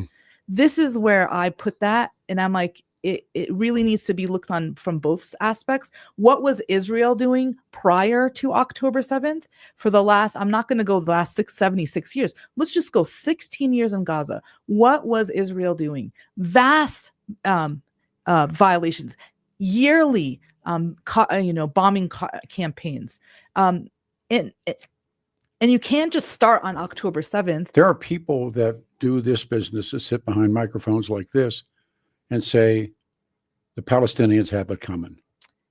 And that's because everybody's talking from it. Peter, you're the only one that's actually like looking from both sides. Or at least read. But you're one of the few that really looks at it from both sides. And there's many of us, even Palestinians, that are speaking for both sides, whether people want to accept it or not. I'm speaking for a peaceful nation for both sides. I think you told me, I don't know if you said it on air or off air, you don't believe this ceasefire will hold. It's already not holding. It's not panning up. It's in Lebanon. And after I think the first, first week in March, it's going to stop and they're going to go back to the carpet, the bombing campaign. I mean, these people have endured enough. And I've never seen a country do mass violations of human rights. We never had a country, not even North Korea or Iraq, where they withheld water, food, and any form of sustenance to a population of 2 million. You've never seen that. Yet here we have it. Israel is withholding food and aid, medical supplies, bombed. Are the trucks coming through now? Not as much. Like we're still in this capacity of not all the aid is going through. You had hospitals being bombed, targeted physicians. I've had personal physicians being shot and executed, and nurses, and yet we give the green light to Israel in this when they have international war crimes against them. This is like that argument of going just to 1 day has no weight. We are. I may or may not be hosting next Saturday, but you brought a young man in who has lost his leg, and his family is. And we'll put him in studio and you translate for him. Okay, sure. We'll do that in a week. It's good to have you here. Thank you very much, Doctor. You're a needed voice and make everybody mad. Thanks. We come back on the other side and we continue to talk about crossing the picket line in the King Soopers strike. Hang on, it's Saturday.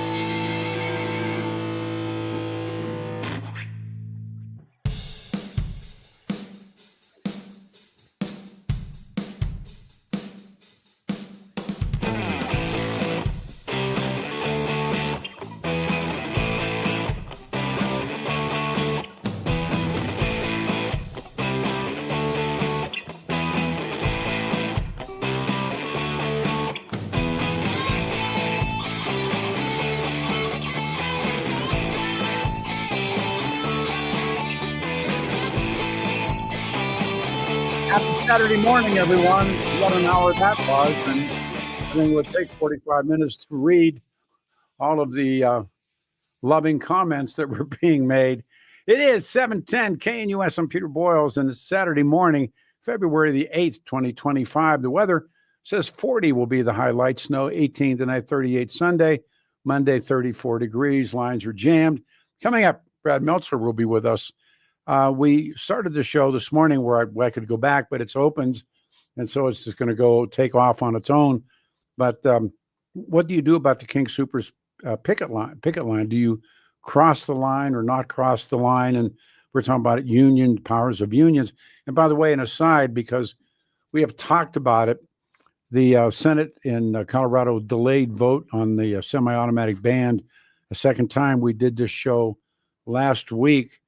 For the second week in a row, the state Senate has postponed the floor vote on Senate Bill 25003, the all-encompassing semi-automatic ban.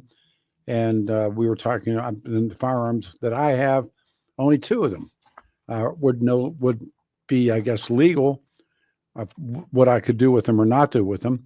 So you may want to comment or just take that in part of what's going on. And then we talked about Donald Trump's Gaza plan, and it blew the roof off the radio station. But that's the purpose of radio shows, is to have people think and express their First Amendment views, right? So having said all of that stuff, let's just go back to work. This is Troy. Hey, Troy, you're on a radio show, man. Good morning. Good morning, Mr. Peter. Listened to you since I was a young child, and been blessed with many years of your great radio station and listening to your shows. I appreciated the doctor coming on and speaking about the issue over there in Palestine and Israel, between those two groups. One thing I don't see when she does come on is she doesn't reflect the damage that her people have caused and contributed to where we're at today. The atrocities, the bombings, using kids as suicide bombers, and the damage that's caused. And I just don't think that we can change a problem until there's some self-reflection on the damages that we've caused ourselves. Have you ever read what they say and what they say about themselves? Palestinians or in part of the Muslim world, they say interesting things, and I've been around them an awful lot in the last 20 plus years. And they'll when there's this honesty that they say, we don't have fighter jets, we don't have battle tanks, we have us. And so when an American-made fighter plane flies down the Bekaa Valley or goes into Gaza and delivers weaponry, well, they don't have that. And I was in Gaza and talked to these guys, and you don't know how to return to it, but you listen to it. And the father of modern terrorism is in Ireland, and all of that to kick the British out. They were the fathers of modern terrorism. And so what they say to you or to me, or you can read George Habash, is a good person to read these guys. And they'll say, we don't have fighter planes and we don't have armor units. But when we put on and I'm not defending what they're doing, I'm only saying what they say. And they say, so we put on an explosive vest and we get on a bus, or we put on an explosive vest, we walk into a coffee shop. He said, these guys have fighters, we have ourselves, we die. And in fact, one of the best books to come out of the Irish Revolution, when the title of the book is "We Die, I Die in a Good Cause." And if you're that far to the corner, that far to how much you can tolerate, and you can't tolerate it anymore, then you give your life up. And I'm not saying that that's the right thing or the wrong thing. I'm saying that's what they think. And so when an American fighter plane goes down the valley where there's refugee camps, and I've been on the top of that, or bombs Gaza or bombs West Bank, I'm not defending anybody either way. What I'm saying is that's what they say, and that they're willing, and they'll put on the explosive vest and they go on what they call a mission, and they're going to die. Now, their religion props all of that up, and do with that as you may, but that's what they say. And I mean, it's I don't know if you can call it desperate. I don't know what you want to call it, but that's certainly how they see it and feel it, and they've written about it, and they have people that they blame, and I don't know. I'm not that good. But well, thanks for that perspective. Well, it isn't mine. I mean, it isn't mine, it's theirs. And they see the world, and in the United States, they see as the prop, it props up the state. Although in the beginning, it's interesting, it's always a good question. The first head of state to recognize the existence of the state of Israel, and there's an argument, and it's about 20 minutes between the two. The first recognizer of the state in 1948 was Harry Truman. And the second to recognize the state was Joseph Stalin. And everything comes, and it literally explodes from there. But I don't know. I don't have any answers, but I think it's really intellectually honest to listen to her. No, I agree. I just every action has a reaction, and I think if they would have stayed home in October, and would have gone on. Or sometimes I think something else would have happened. There was something that happened in 1968 in February. It was called the Tet Offensive, and the NVA and the VC killed as many people as they could, and they're horrible. I mean, they murdered as many people as they could, and the purpose of that was William Westmoreland was the American commander-in-chief in a thing called MACV in Saigon, and Lyndon Johnson's president of the United States, and Westmoreland had said that he could see the light at the other end of the tunnel. And it was said, it was a train coming the other way, that they pulled off what was called the Tet Offensive, February Tet, 68, Buddha's birthday. And they killed as many people as they could. And they got into the American embassy in Saigon. And what they were making a statement about themselves. We're here.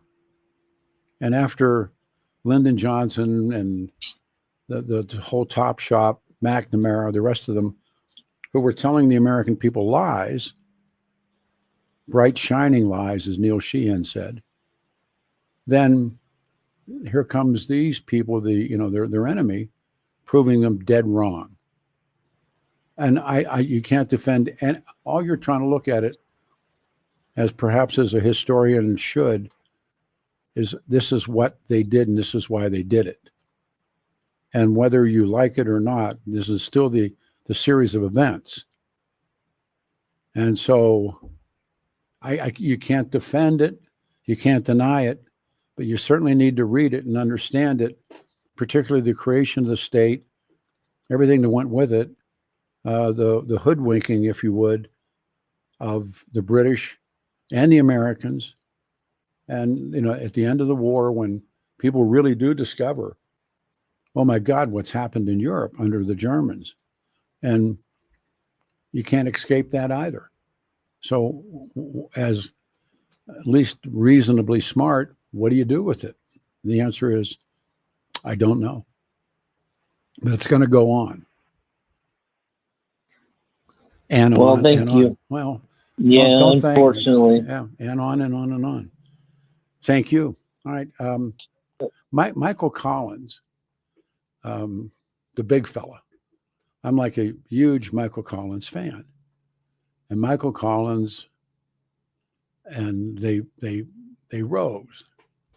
And the Irish have a history of rising against the British. And Easter Sunday rising, and goes on and on. But then Michael Collins, they start kneecapping, and they start placing bombs. And they start to shred the British power structure, and the British bring the black and tans. We've talked about it. And the Irish kill them, and they kill the Irish. And there's the IRA, principally at that time, just the IRA. Now it's splintered. And so finally, they said, okay, they have a plebiscite, which to see if they have a plebiscite in Greenland, but a plebiscite is a national vote. We don't hold plebiscites on issues, but they held a plebiscite, and they wanted out. And like I said, we collectively, not you and I, but our framers, they kicked the British out. One of the first places in the world, if not the first, to kick the British out. And when the British were getting kicked out of Kenya or kicked out of Ireland, you had to look at it and say, look, these people, they're doing what we did, what Jefferson did, and what Washington did, and what Franklin did. Kicked them out. Didn't want them here anymore. And so the Arabs of Palestine in this wider Arab world, what did they do? They had to kick them out. Read Lawrence. It's a great place to start. Read the lies that are told, that later Neil Sheehan will call the bright shining lie, the George Bush lie, the lies that continue. Off air, I'm talking to the doctor, and she says, no, that the lies that were told by the Democrats. We're talking about that. And I said, yeah. And I'm to this day not sure if Joe Biden was remotely in charge of any of this. But long story short, Michael Collins is the father of modern terrorism. And there's another one of those great lines of history that says, one man's terrorist is another man's freedom fighter. That guy's a terrorist. No, that guy's a freedom fighter. The British they called it lifting, hanging him. And they would have lifted Michael Collins had they gotten their hands on him. But to the Irish, he's a hero. John Adams would have been strung up. Remember, he and Abigail write to each other about it. And Abigail Adams has to flee. And they're fleeing from the British, not because they think the British are going to come and do an ice raid. They were coming to get them. And it was sedition. And what were we going to do when we got our hands on you? We're going to hang you. And so this is all repetitive history, everybody. This isn't anything that, I guess it gets played out in talk radio by, I don't know, some ways that I don't understand. Somebody was telling me something about the American media and talking about prisoners versus hostages. And if it's in the Arab world, then those are prisoners. If it's in the Israeli world, they're hostages. What's the difference? I'm sure there's major differences, but those are interesting words. Terrorist is another interesting word. If you go back and you read these guys and talk to them, and the Irish, after the Second World War, after the First World War, they're not terrorists. And just go ask them. They were fighting for liberation. So perspective is also an important segment of history. But intellectual lightweights that don't spend much time reading, you're still allowed your opinion. Hell, I don't care. But I would urge you to read, urge you to listen. And maybe you could not say the stupid ass things that you send texting. Good morning, everybody. That's pleasant, Peter. 303-696-1971. Lines are open. Do you cross, or would you cross, or have you crossed the picket lines? And that's the important part of it. Have you ever, and would you cross the picket line?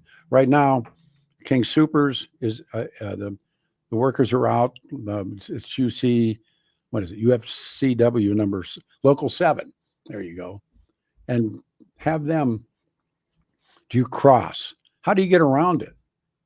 All right, Danny Kaplis Law Firm. Dan suggests you choose a lawyer who shares your values, and because you choose to represent and go and hire Dan, your life will be much better if you have to go through the bad time. We went through it, and our family, and Danny and I working together, we were best friends, and I picked up the phone, as I say in the ad, urge you to call. I called him, and he was spot on. His advice was great, saved us. Kaplis Law, the official law firm of the Denver Nuggets and the Colorado Avalanche, the only attorney in Colorado history to win 5 straight multi-million-dollar verdicts in Colorado crash cases. He's the man. Largest truck crash case verdict in Colorado history. He's the man. Dan Kaplis, 303-770-5551. 303. It's an easy one. 770-5551. Or hit dankaplislaw.com. Dan Kaplis, 303-770-5551. Want to take a call? We'll do some stuff here. We can do that. It's one of those days out there that's changing. Sun comes out and then ducks out again. Back to the phones we go. And give me a name and we'll do it. It is Ralph, you're on a radio show. Good morning. Thank you.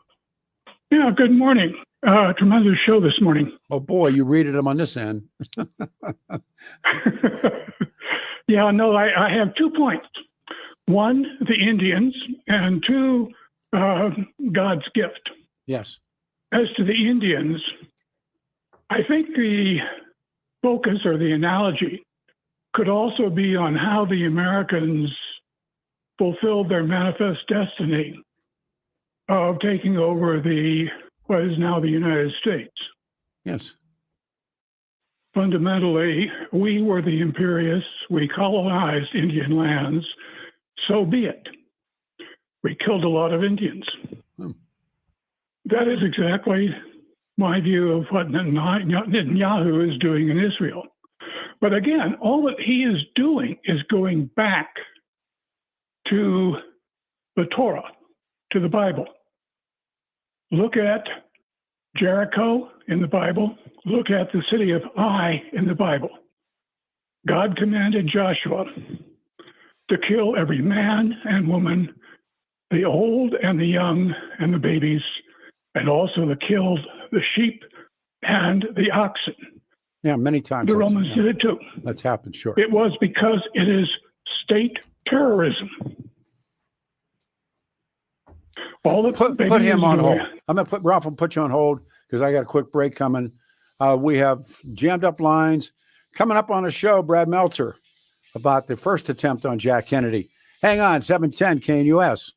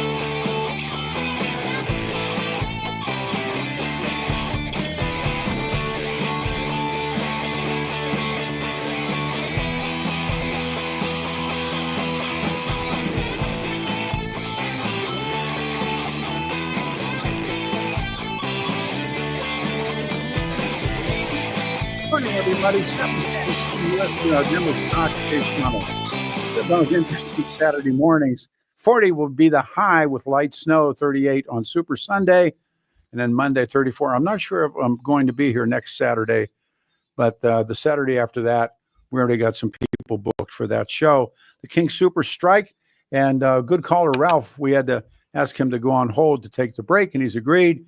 Ralph's back up with his heart, man. It's yours again. Go. Okay. Having gone over essentially the Israeli side, which is let's recapitulate and do I, which is extermination of the Palestinians, according to the Bible, let me now take the other side. That is the so-called terrorists. What we forgot, and what you keep reminding your listeners of, is to the British, we were the terrorists in 1775. Seditionists. Absolutely. And the thing about it is what we also keep forgetting, and American historians don't really, how shall I say, emphasize it the way, say, British ones do. But in terms of terrorism, we were pretty good at it. And I'll just give one example, and that is the Battle of Kings Mountain. We won it. We captured, I think, 112 prisoners. And as prisoners, we strung up something like 13 to 15 of them. Sure. So let's not get our nose too high in the air, lest we fall backwards. The other variable that pulls into this is God. And one of the major, there's all these different theories of history. And one of them is that, God is guiding all of this. But so when it got down to Dr. Franklin and Thomas Jefferson and others, when it's called the divine right of kings, and the idea at the time was, and it's supported by the church, whether it was Louis or Henry or fill in the blanky, any Romanoff you can choose. But seriously, they said, well, God loved George more than God loved George Washington. And God endowed him with all these powers that then you had to stoop and bow. Well, it was for Louis, it was for Romanoff, it was fill in the blank. And now I listen to people that host talk shows that say God won this election for Donald Trump, or that it was divinely inspired. It's no different. When you start using God as a weapon, or God gave the Israelis this land, and the response always was, well, now God's a real estate agent. I mean, no. And in fact, there's a really chronicled story we've talked about it before, in the time of the creation of the state. And they went to the lion, and he said to this, he said, find me the deed to all of this is David Ben-Gurion. And they came back and they said, we can't. And other than making a claim in that song, this, Exodus, and it's a wonderful song, and this land is mine. God gave this land to me. How do you know? Other than you say it. Well, and then let's go back a little bit into Israeli history. Well, but people have everybody knows they've chosen God before. God's chosen before. No. Well, okay, I'm going to make 2 points. First point is, they've chosen God before, but remember that Palestine wasn't Jewish to begin with. It was an independent state. It was controlled by I'm talking way back in the Bible, but I'll also go at what you are now. Fundamentally, in the Bible, the Jews did not start in Palestine. The reason they had to exterminate the Palestinians way long back was so that they could take God's gift of Israel. Then but the Romans pissed God off. Yeah, Romans show up at different. No. Let me go through it. All right. They pissed God off the first time, so he sent in the Babylonian captivity. Sure. God gave them back Israel. Okay, they pissed God off the second time, so suddenly here came Alexander the Great and the Greeks. pissed God off. Third time with a bunch of terrorists by the name of the Maccabees, freedom fighters for Jewish homeland. Jewish terrorists won. Okay, God got pissed at him again, sent in the Romans. Well, that was really bad. Then after the Romans had totally destroyed the Second Temple and put up one to, who was it? Anyway, they put up a Roman temple on the site of the Second Temple of the Jews. Then the Romans ruled for a long time. Then came along the Muslims, and they ruled for a long time. And suddenly, what was it, in 1940-something or other, you had a bunch of Jewish terrorists called the Irgun, another bunch called the Stern Gang. The Stern Gang, yeah. Exactly. What did they do? They were terrorists. They killed people. Yeah. No worse, no better than what's going on now. But it was the a thing battle. About it is, it was a battle, exactly. If you have the airplanes, then they're terrorists. If you don't have the airplanes, then you're a freedom fighter. It's as simple as that. But whose freedom fighter are you is the next question. It depends. Well, the question depends on who eventually wins. Not really. You can lose and still be part of the legacy. For instance, and I don't want to spend time with the Irish, but the Easter Rising in 1917 was a failure when they rose on Easter Sunday. And a lot of those British shot guys, they took wounded guys and they tied them into chairs and shot them and the rest of that stuff. And they were bringing in the black and tan because the First World War was ending. And the tans came in and, everything that went with it. But they're still heroes. I have it in my house. It's framed. It's Michael Collins, it's all those guys. Then I have one of all the blanket men from Long Catch. And I have, Bobby Sands and they're still heroes for these young guys. And it explains so much. And I don't see a way out of it. Almost there's a Joseph Campbell way out of it, but no, there is none. I mean, go back to whoever it was the Jews exterminated from the city of Ai. It's history. Indeed. And the thing about it that we don't realize is you're quite correct. Terrorists tend to lose much more often than they win because they don't have the planes. But that's the point. But they don't give up. And exactly, and that's the point. Yeah. Remember that I was in the U.S. Air Force in Southeast Asia when Tet occurred. Okay. You're terrible from the standpoint of number of our enemies that we killed, but they won. Oh, sure. And that's the question is, who is going to win the war for Gaza? Same thing happened in Ireland. When finally the British population had enough. And the Irish, by the way, when the Irish were putting bombs in mailboxes, and I mean that helped. Yeah. But the American people they call it, historians call it war weary, just tired of it, and it just went on and on and on and on, and more lies were told and more lies were told, and then finally, because of the Pentagon Papers, everybody figures out Lyndon Johnson's lies. Then, of course, they figure out Richard Nixon's lies. Then, of course, they figure out Richard Nixon and Watergate. And there's just a series of events, but it went on and on and on and on with another lie being told the next day. And so eventually, Nixon, who was at least thought he was very smooth, Nixon decided we're going to get out of this thing.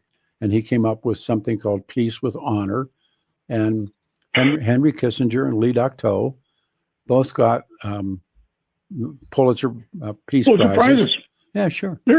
Yeah. Menachem Begin became the head of Irgun, the big terrorist for the Israelis, got a Peace Prize. They sat down. But the thing, let me, you have other listeners, but let me give you one final thought.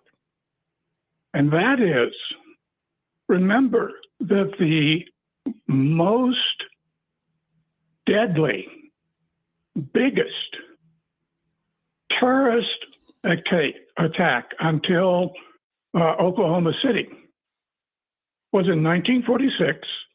It was the King David Hotel in Israel, one wing of it. Jerusalem, yeah, Jerusalem. Exactly, and it was courtesy of Menachem Begin and the Irgun. So think about, but that's, how shall I say, he's one of the people who wrote the book on how to do it. And you and I might have a very good conversation about Irgun, Begin, and the Irish provost, but not publicly. But doing that, the American colonials did exactly the same thing. And it's where the rising takes place. Whether you win, lose, or draw, you let the other guy know you're still in the game. And it's historic, and it isn't, it doesn't exist by itself in the Middle East. Or in the Muslim world, or, and to me, it's maddening because people want to see this as just this aspect of their culture when it isn't. I mean, remember, we kicked them out. I appreciate the call. Thank you. 303-696-1971. Keep rolling. We're good. Okay. Back to the phones. We go to Evan. Evan, you're on the radio show, man. Good afternoon. Oh, good morning. Thank you. Thank you, Pete. You always have a great show. And I always get a kick out of listening to it. And I always say, I'm just going to listen today, but I've always got to try to get my own 2 bits in. So appreciate a chance to speak with you, sir. You sort of opened up with King Soopers. And for me, King Soopers is a union problem, but it's not a problem. My grandfather was a Teamster. And he knew a gentleman in Seattle named Dave Beck, who used to run the long. Went to prison. Dave Beck went to prison. Yeah. Yes. I did. Yes. Dave Beck ran the longshoremen along the West Coast. No, Dave Beck ran the Teamsters before Jimmy Hoffa. Yes. Yeah, he was heavily involved. The guy you're thinking of is the other guy that. He ran the longshoremen on the West Coast. He was a communist, and his name will come to me. But he ran the union. But Dave Beck went to the joint before Jimmy, right before Jimmy became the president of the Teamsters. Gotcha. Anyhow, I had young friends who lived in Seattle who told me that Dave Beck had a great big swimming pool on his property. And he always had a ice cream truck, and you could get free ice cream and swim in Dave Beck's pool. Might have been true. How about this one? The fires in California, and they found out that Ukrainian generals own some of those multi-million-dollar mansions, and you think, where did they get the money to go buy those mansions? No, seriously. I mean, I don't know if people read those stories or not, but and again, that's typical too. That's a theme that runs through history, that the really, really wealthy Cubans all banked in Miami. So when Castro comes, they flip, they go to Miami. They're not the Marialistas. They were called the white Cubans, like Desi Arnaz. They were banking, and they've been banking there since the 30s. Yes. Well, there's always a Filipino woman that had 1,000 pairs of shoes. Yeah, Amanda Marcos. Sure. Escapes now. The other thing that always kicks up when we talk like this is the weapons ban they're working on in the state of Colorado. Sure. I also listen to gun talk, but I'm not a lawyer, and I haven't gone through all the details of what they call the Bruin decision. But if I understand the Bruin decision correctly, it really doesn't matter who you are, what kind of a gun you buy, but you have the right to own a gun. You just think so. Exactly. It's exactly. You just think that. And then the third thing that always riles me up is I keep hearing two different sides of the story on Tina Peters in Grand Junction. So go with it. She deserves to go to prison. She lied, and that's enough. Let it go. Don't those people, the election deniers. It's tragic. They keep coming back, and you want to tell them, you've already destroyed enough people. Keep it up. But Tina Peters has it coming. I'm sorry to hear that. Well, hey, I sort of listen to it all, and I get my own opinion. I get some answers from you, so I think that's pretty good. You believe what you want to believe, but knowledge is power, and you can listen to talk radio all day, and they'll tell you what a wonderful hero she is, and she's not. She's did exactly what she's charged with, and hang on, because the trials haven't even begun yet, and then they're going to get good, and a lot of other one-time popular people are going to have to face the deal or two. So I guess the music will take a turn. I'll talk to you. I think we're close to the wire. No, at high noon, Brad comes on the show. Brad Meltzer on the first JFK attempt, 710 KNUS.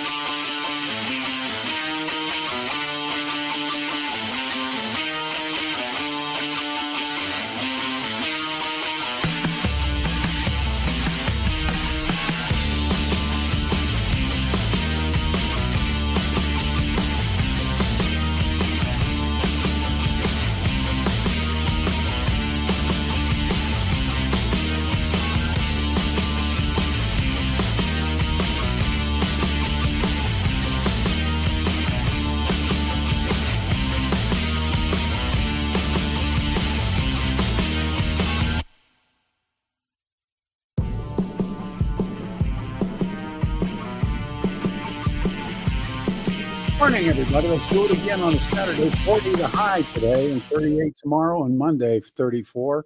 Coming up, Brad Meltzer's on the show.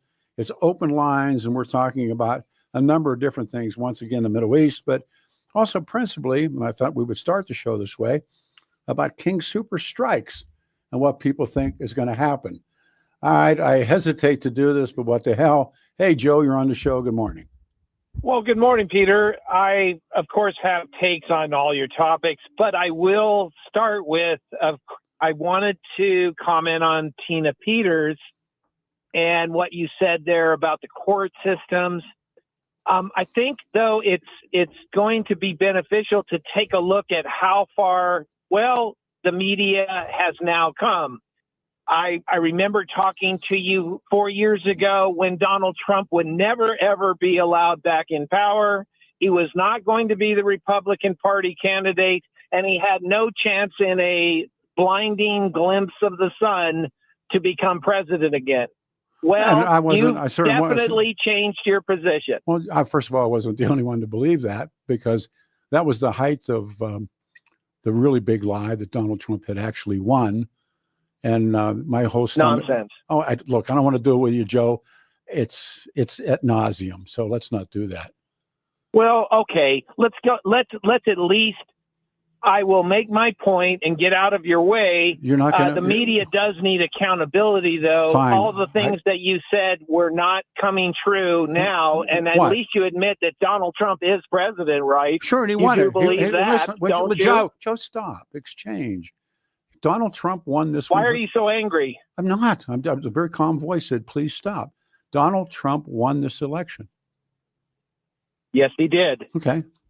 And? Donald Trump won based on the premise that the deep state was infiltrated in our government and destroying it, and it needs to be removed. All right. Well, that's it also nice theory. Stole the election. No, all it did of not. the conservatives please, Joe, in I'm your midst believe it. I'm going to ask you for the last time. Don't say it, because it's not true.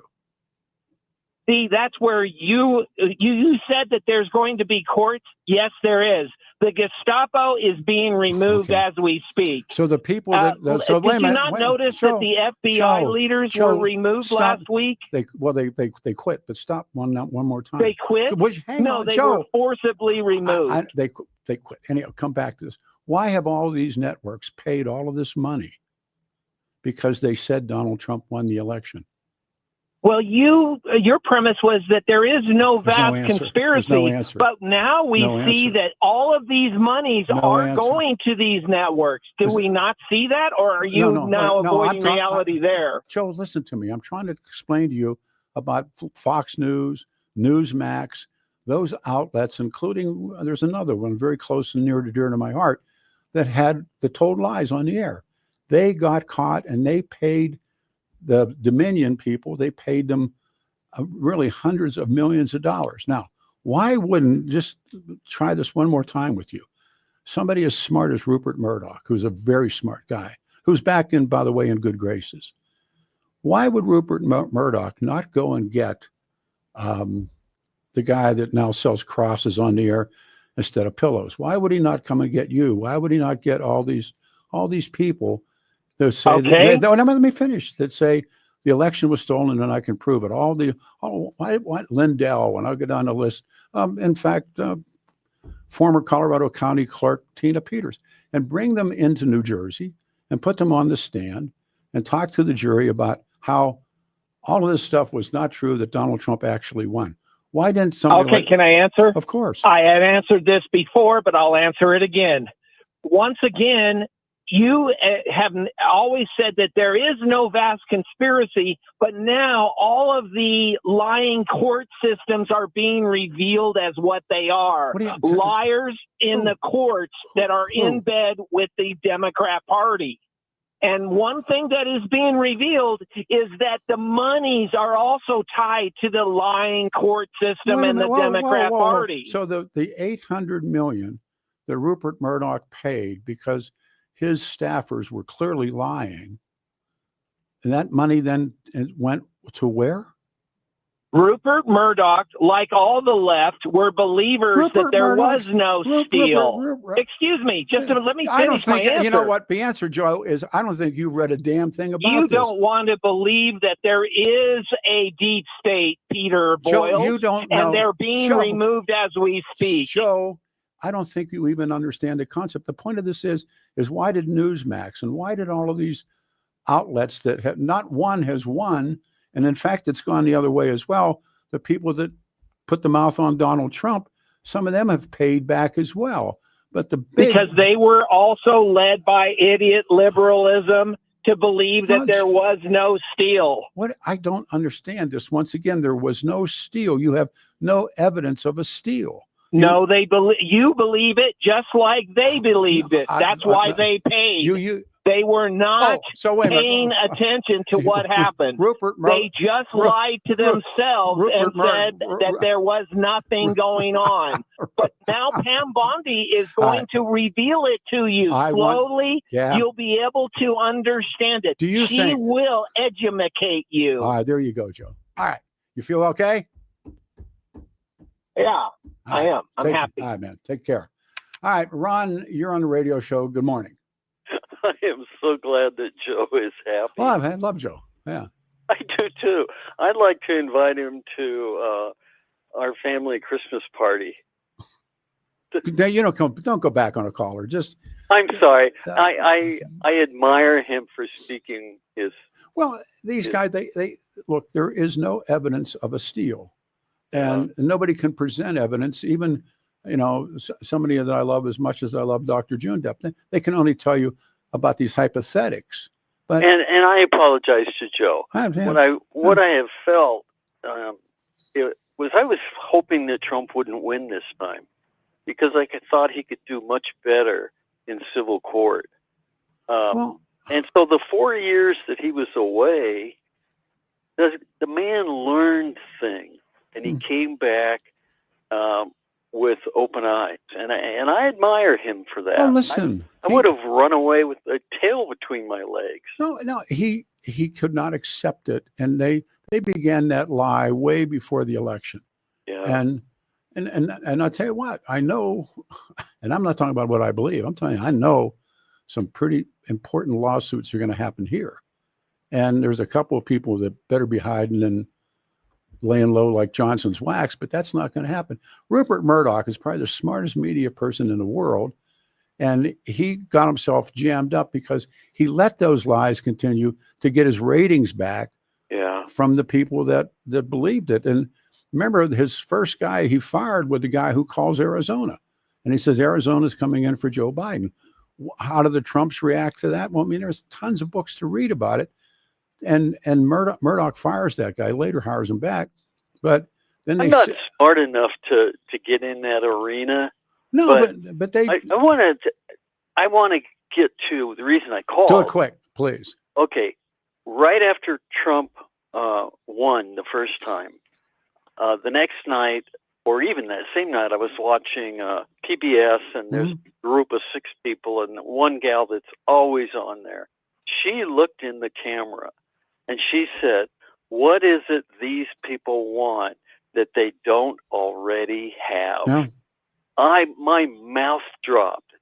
And for 8 years, I've been thinking about that. There's kind of a philosophy there, and it says, we're going to tell you what you can have. We're going to take care of you. Don't challenge us. And the beautiful part of this is they got challenged.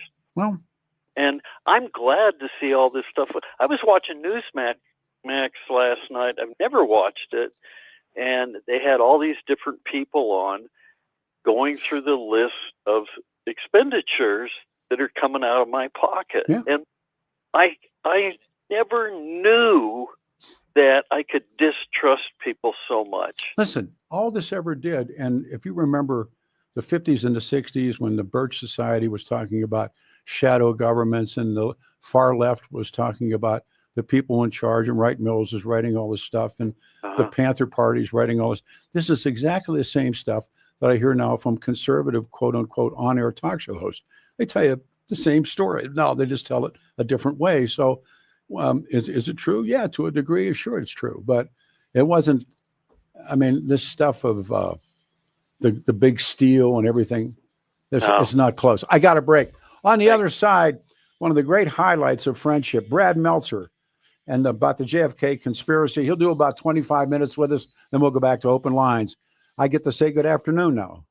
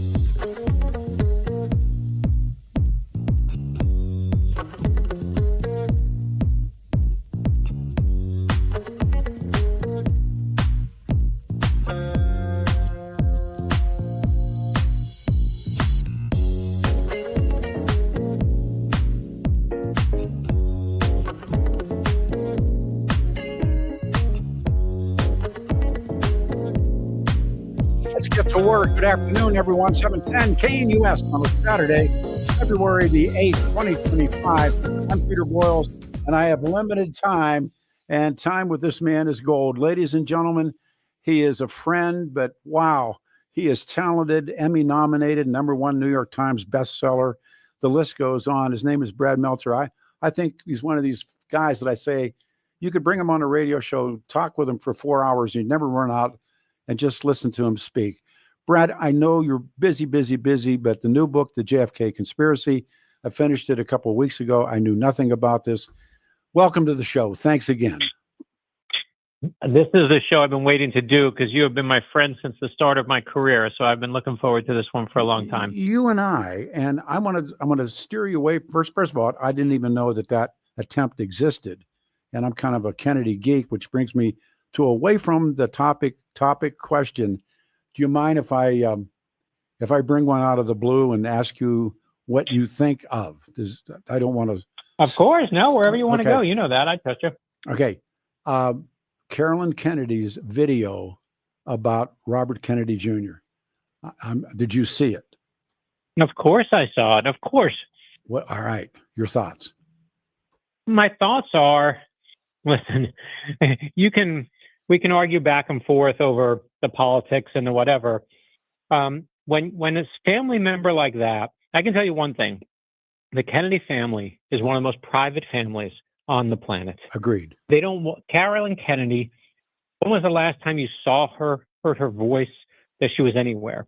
The fact that she has to make that video, to me, whatever you think about RFK, should tell you everything you need to know.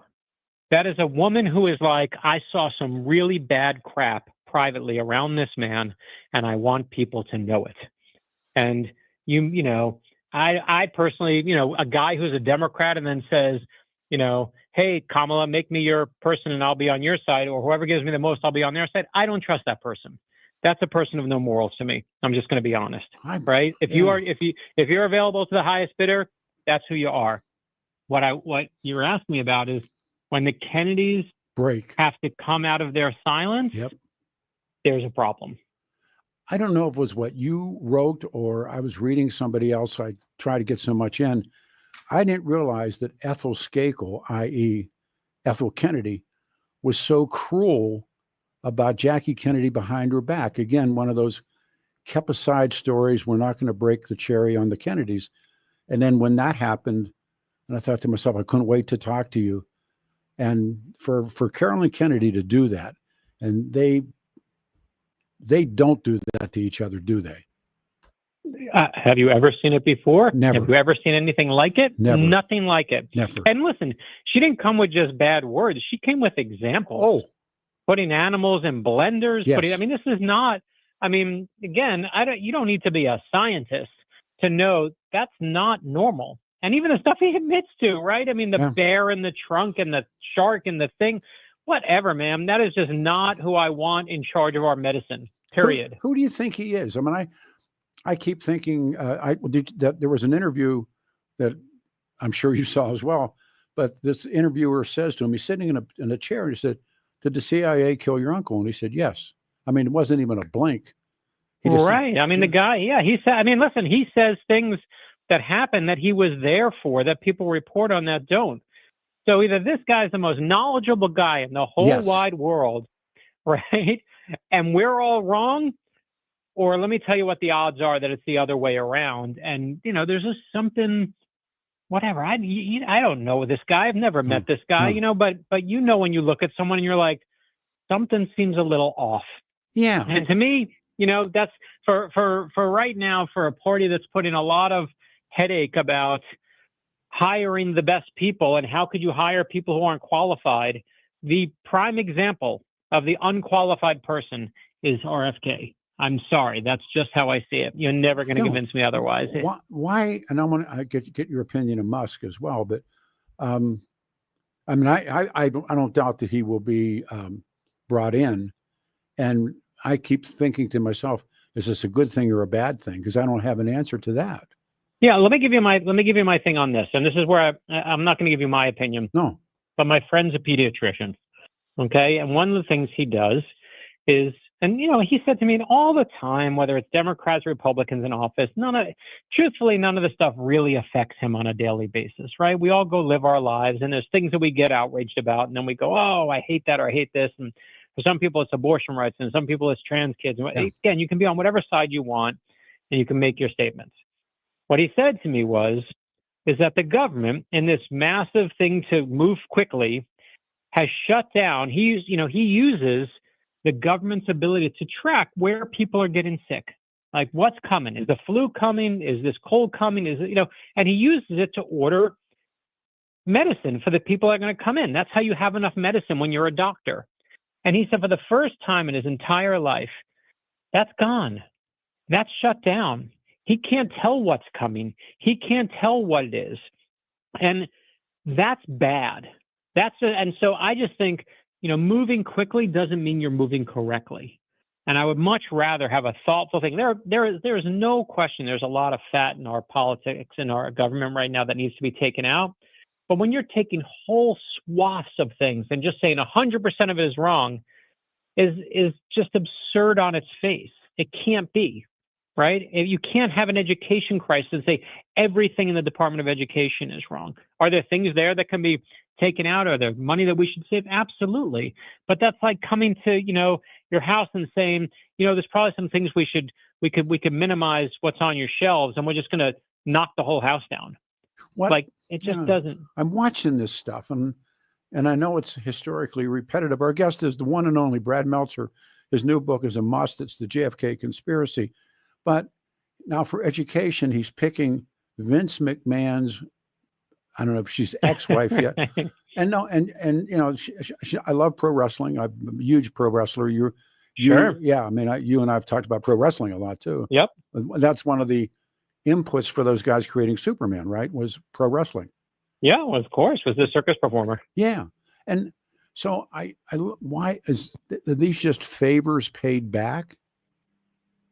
Listen, I think that the person who's in charge of our country right now is, to me, I judge people not by their words, but by their actions. And let me bring it back to Kennedy.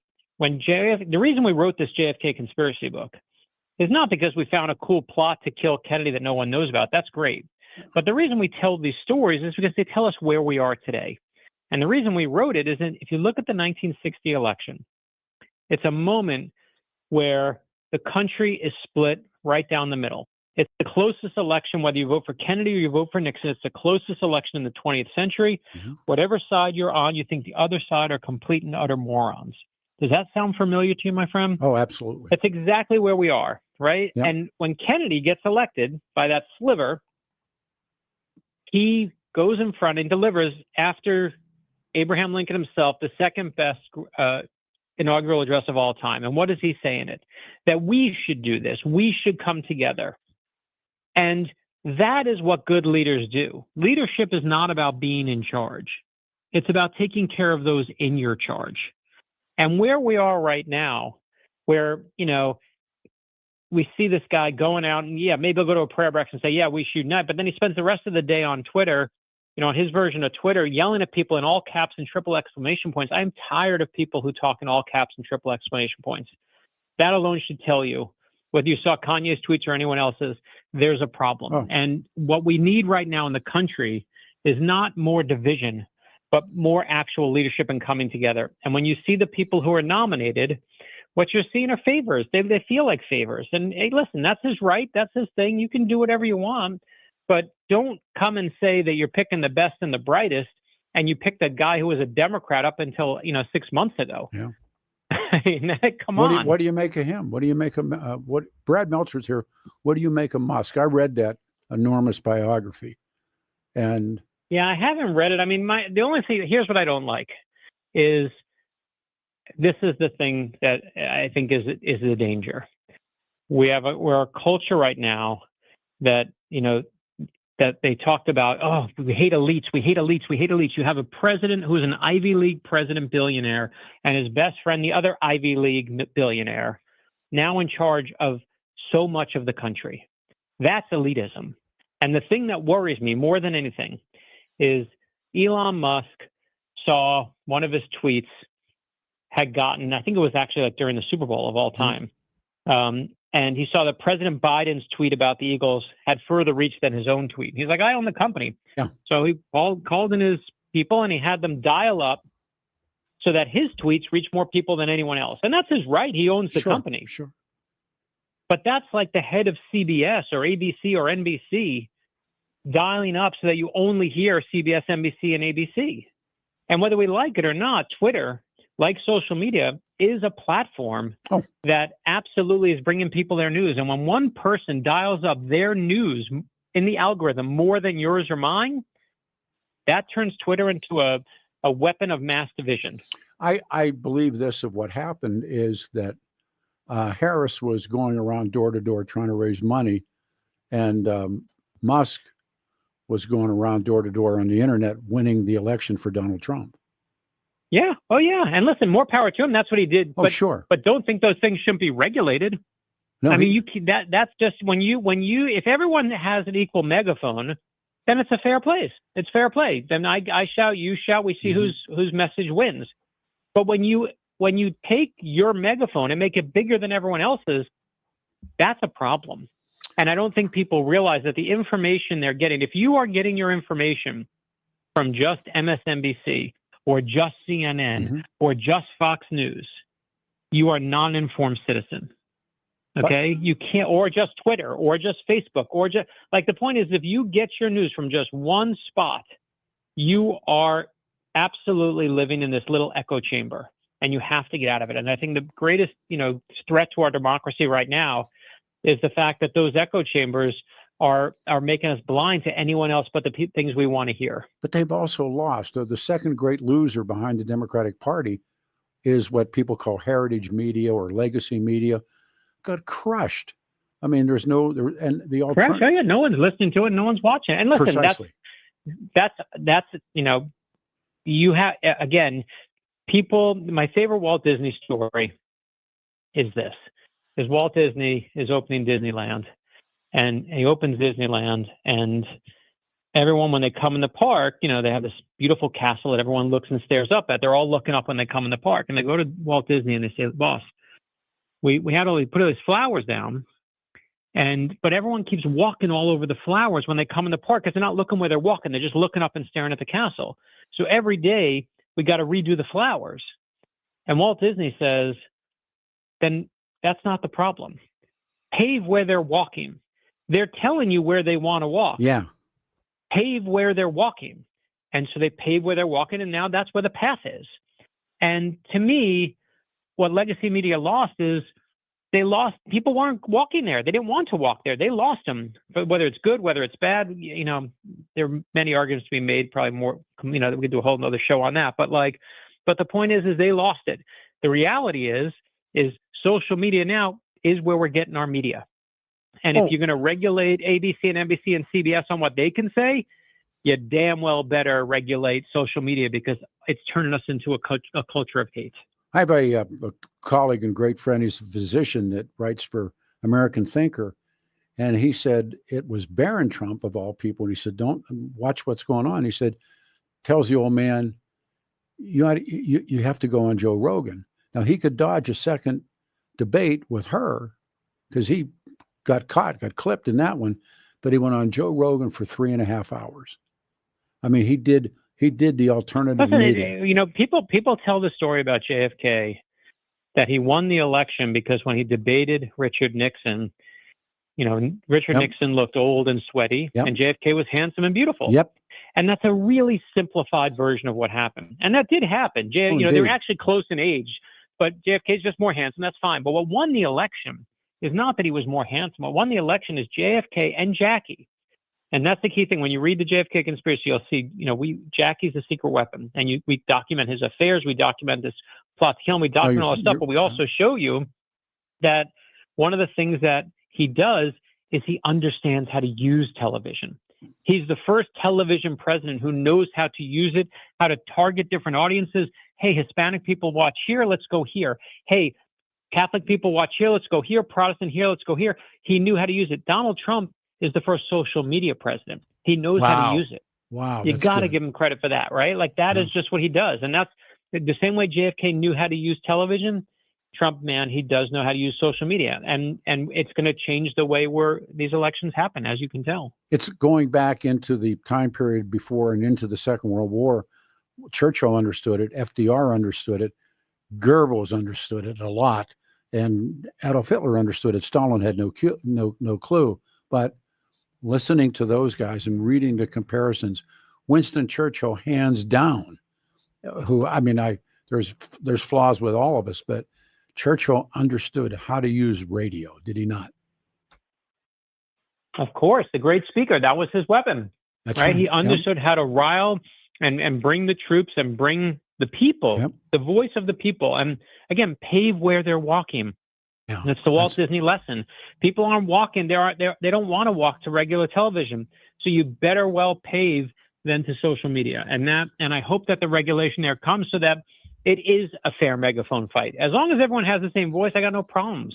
But the algorithm is set up for what? It's set up to keep you, for monetary reasons, on swiping on that app. Yeah. And what swipes better, when you're angry or when you're happy? When you're angry. So guess what happens? They're going to feed you stuff that makes you angry. And that's what's terrible about it. It's just a terrible system. Get off your... I try to do it, and I fail at it all the time. But I try to take my weekends and say, you know what, I'm not going to swipe it today. Yeah. It's just you're just on a treadmill like a hamster getting pellets. That's our guest is the one, the only Brad Meltzer. The new book, The JFK Conspiracy. Now we'll drop to the book.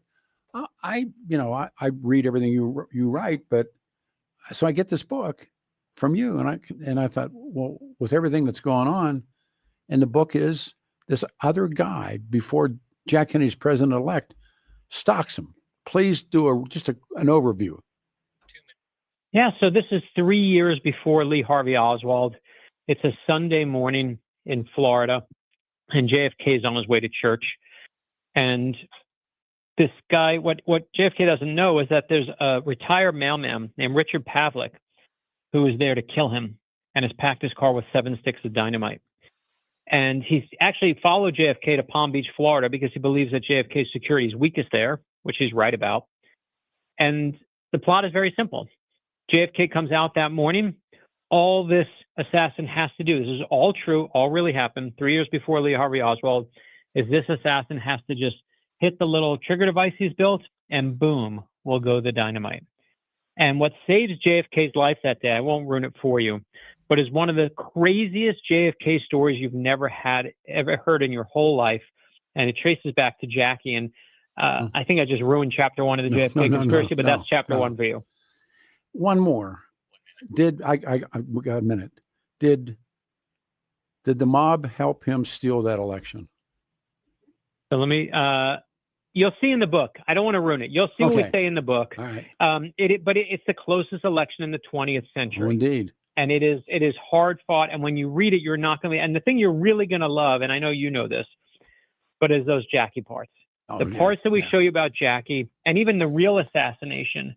When you see what happens, those moments are breathtaking. You'll never look at JFK and Jackie the same way again. You've hit the time limit. It's up to you, because I could keep you for the next 3 years, but trust me, I wish I could. They scheduled me for another one. No.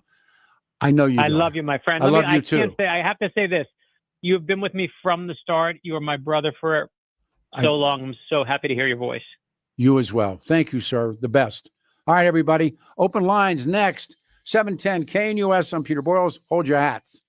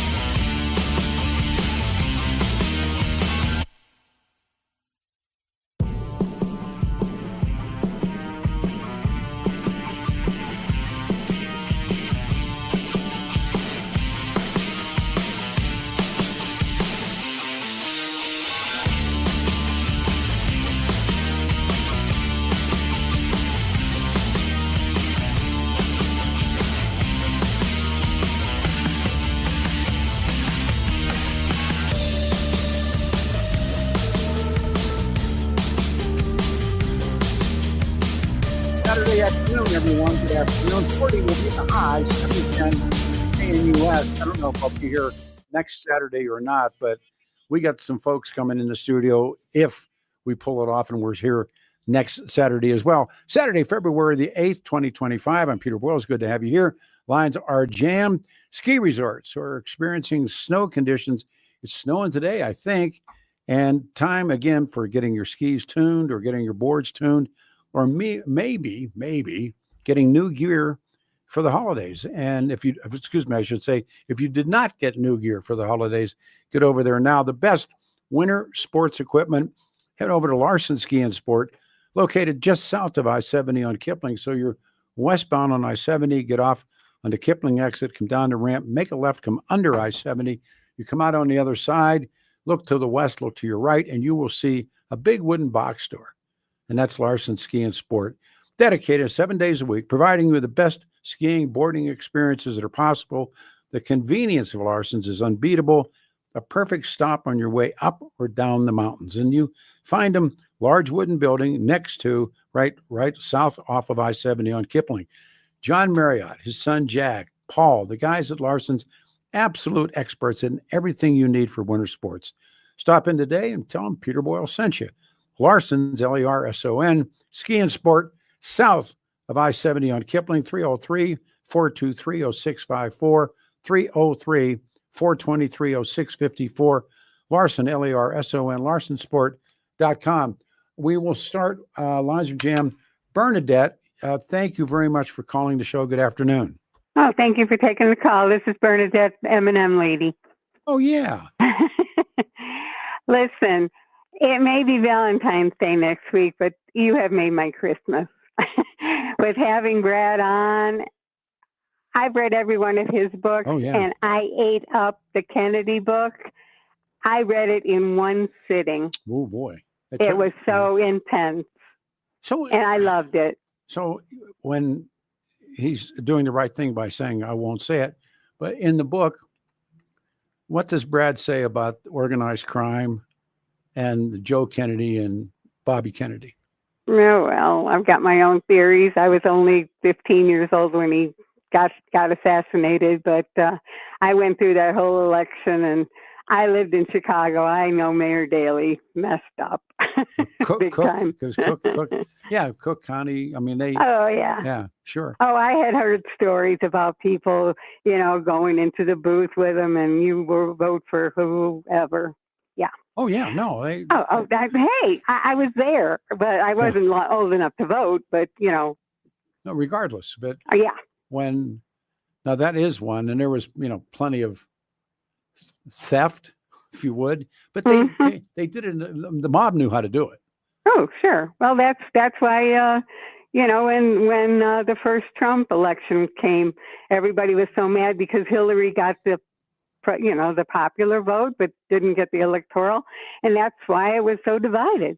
And the same thing with George W. Bush. And with Florida. Hanging Chad in the Supreme Court. And nobody's, Yeah. And, the way you say about Hill getting, that was a beginning of a beautiful friendship between those two. Absolutely. Oh, yeah. It was, he was very hesitant, but it all worked out. It was beautiful. And, like Brad said, we don't want to give it away, but that morning it was, up to her to not have it happen. Well, and then I find out reading lately how she was Ethel Skakel. And that I hadn't heard. Well, she backstabbed. Wow. She backstabbed her all the time. Wow. But the book is very, it is. And the reason why, like he says in the book, the reason why it didn't get so much press is because of the plane crash in New York. Took it away from it. It took it away. Exactly. Thank you. Have a good weekend. Thank you, man. Yeah, you too. Thanks a lot, Pete, for taking the call. You're welcome. All right, we go to Michael. Michael, you're on the radio show. Good afternoon. Thank you. Yeah, thank you, Peter, for taking my call. It's great to talk to you, and great interview with Brad Meltzer. He is one very intelligent guy. So, yeah, absolutely. So what I was going to talk about a little bit, the King Soopers, Strike. Is kind of interesting. I think part of the main thing they're advocating for is that a lot of those people were brought in to do a specific job. Like, say, a lot of them were brought in to be a shelf stalker, and then they're having them work different jobs. So they'll move them on the register when that wasn't what they brought them in to do, and then they're not getting fairly compensated for that. So I see their kind of, frustration surrounding that. And I think that they have a right to be doing what they're doing. But you got to look at the facts on all sides. The question kind of is, would you cross, or have you crossed the strike line?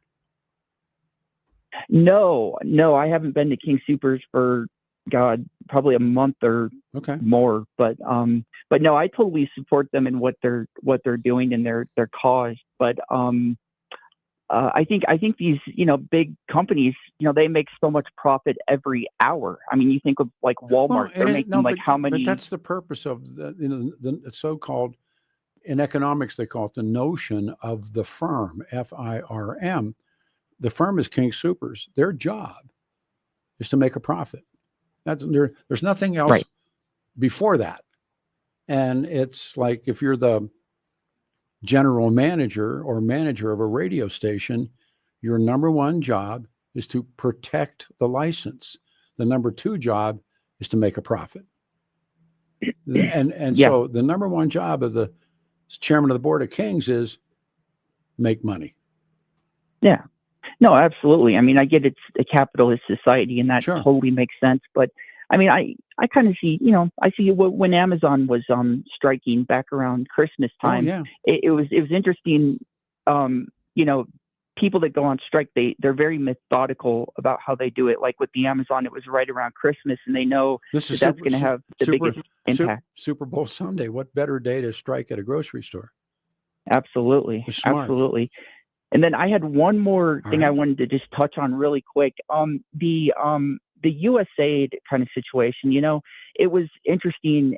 I haven't heard a ton of people talk about this on the show today, but a Trump-appointed judge was actually the one that ruled to stop the administration from taking actions to essentially stop firing these USAID workers. And it's kind of also interesting. A source with knowledge of the situation said that the Trump administration has not proven that its interests could be harmed based off of what the USAID is doing. So the USAID giving money to, LGBT youth in Cambodia isn't going to harm his agenda, essentially. The things, and it's also interesting, Peter, a lot of people have brought up this idea that the USAID is a form of nation building, right? Where they were trying to nation build. They were trying to take over, dominate other countries, the Biden administration, by giving money to these causes. I don't see that. I don't see that as nation building.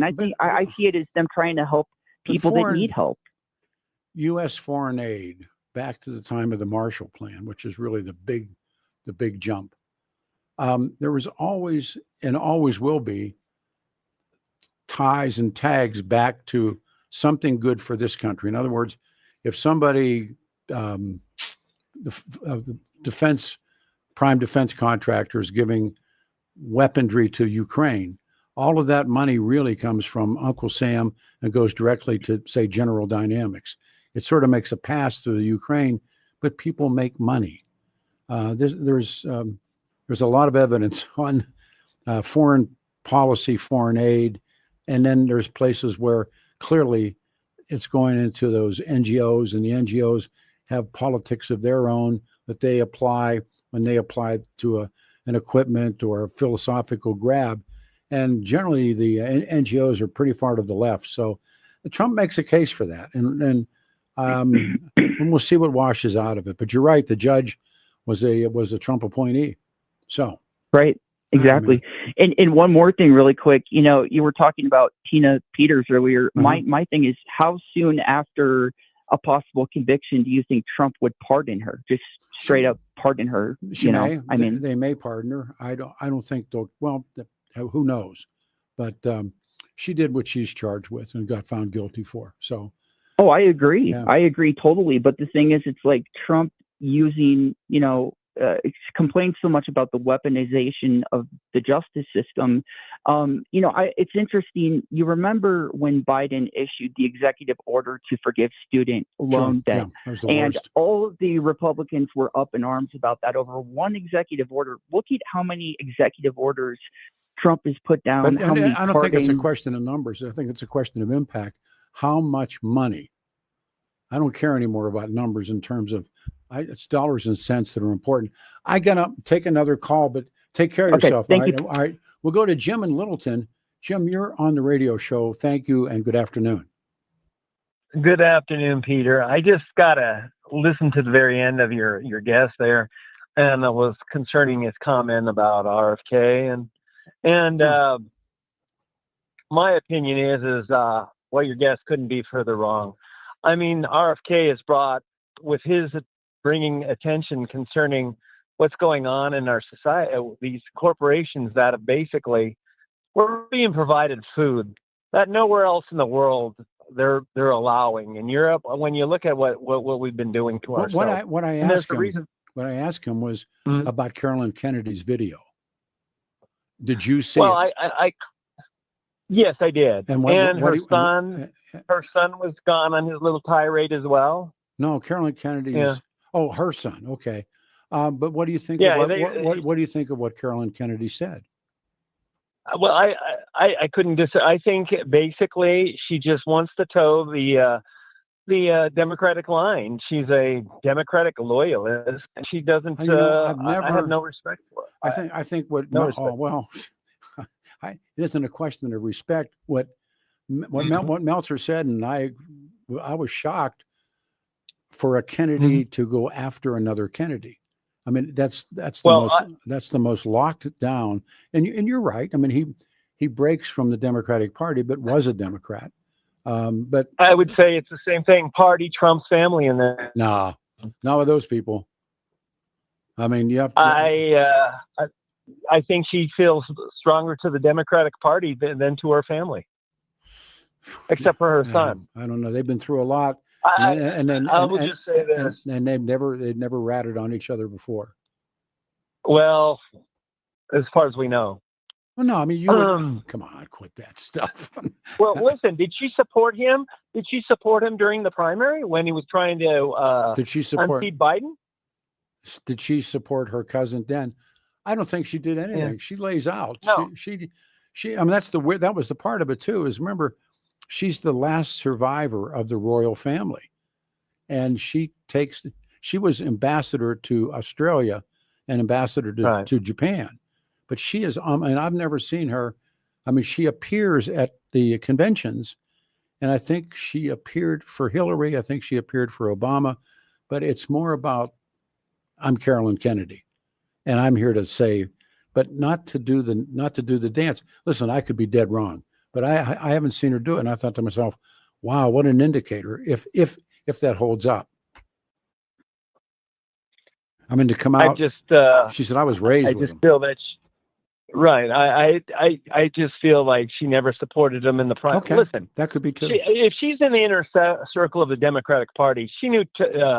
Biden was brain dead then, and she still supported him. Well, so, and again, when I hear that argument, I mean, you're just doing apples and oranges now. But when you hear that argument, and that's one of the things we were talking about, one of the great losers in this last election is what people call legacy media or heritage media, the Post, the New York papers, the DC papers, the Nets. I mean, they got crushed. And nobody, I mean, I'll ask you, because I can't tell you when the last time I watched the news. When's the last time you watched the news? I haven't watched it in more than a year. No, I get my news from my podcast. So what does that say to you?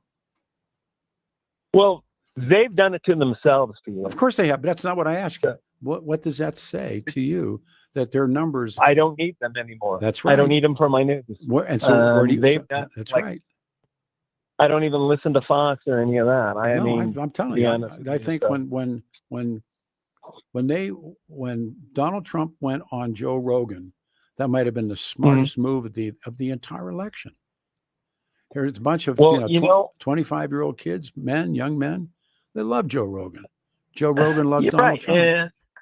And Camilla had a chance. Rogan actually said, "I would like her to be on." She said but no. She was afraid. She was afraid. Well, again, but Donald Trump didn't go back for the second debate. Why? People said he was afraid. I mean, I don't care. The point of it is that they knew enough to go. I think, and I got to jump. What we watched go on was Harris going around with her hand out trying to raise money.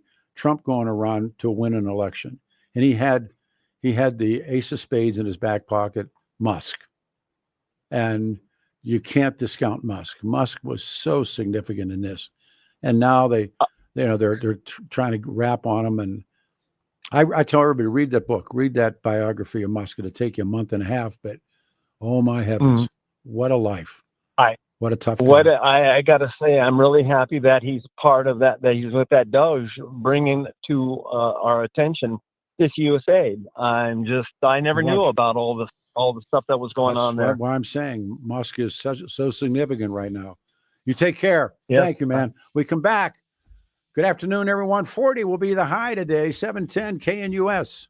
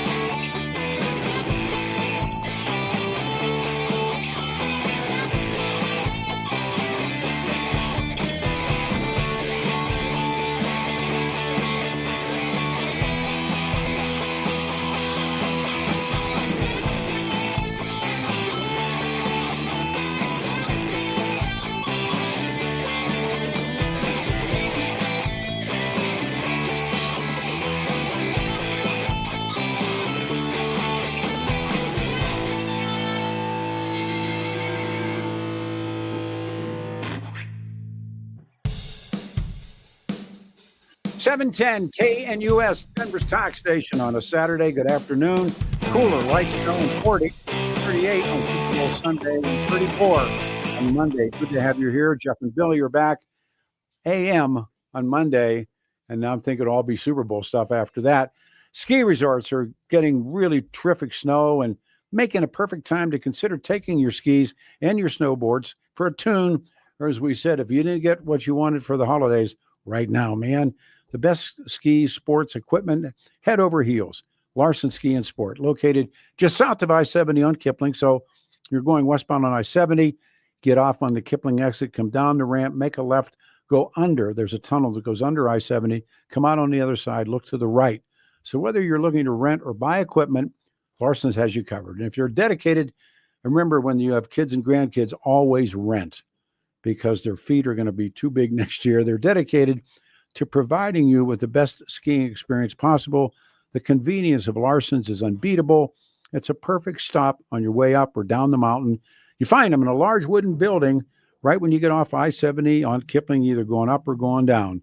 Trust me, John Marriott, his son Jack, and the guys at Paul and the guys at Larson's are absolutely experts at everything you need for winter sports.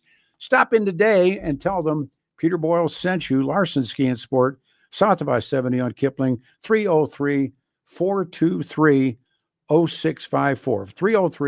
303-423-0654. We're coming up on time. Let's go to Mark and Aurora. Hey, Mark, you're on the show. Good afternoon, and thank you. You there, brother? Mark. I don't want to lose the guy. All right, we'll go to Frank. Frank next. Frank, you're on a radio show. Good afternoon. Yeah, thank you for that interview with Brad. He seemed a lot more energized and emotional than some of the earlier times I've heard you interview him. Is he under greater time pressures or just becoming more recognized as a writer? I have no idea. Yeah, I remember him from a number of years ago. I met him when he came here to Denver to talk about his book on Houdini. And I met, he was so much calmer and the guy is very smart and very logical, comes from a really interesting background. We had 20 minutes. Normally with Brad, I can do 2 hours, but. Oh, I wish you could get him back. I promise I will, but he's on the circuit right now. And when you that's why he was so pushed and stressed. Sure. I mean, that's my first impression. He'll do probably 6 radio shows today. I met him at that talk with a friend of yours, and his college roommate, and that is Phil Bud Weiser, and they were roommates in college together. Okay. Did you know that? I did not. No, they went to Florida, I think. Yeah, and they were roommates in college. I can't remember the college, right? But they're very good friends, and Phil was taking him back to the airport that night. But I just noticed this change, and maybe it's just because he's so much more popular now and more pushed with his schedule. Well, I think when you get in a situation like that, this is like a glimpse behind a curtain, and a guy says, "I'll give you 20 minutes," and then this is a guy who's a friend. You better keep him at 19 because he's going to hang up. He's going to have coffee or water or go to the potty, and then and he has to be fresh and up and excited because he's selling books. Well, I really like him when you have time because when he's slow and thoughtful and pensive. I asked him at that book signing, "What is your greatest fear for America?"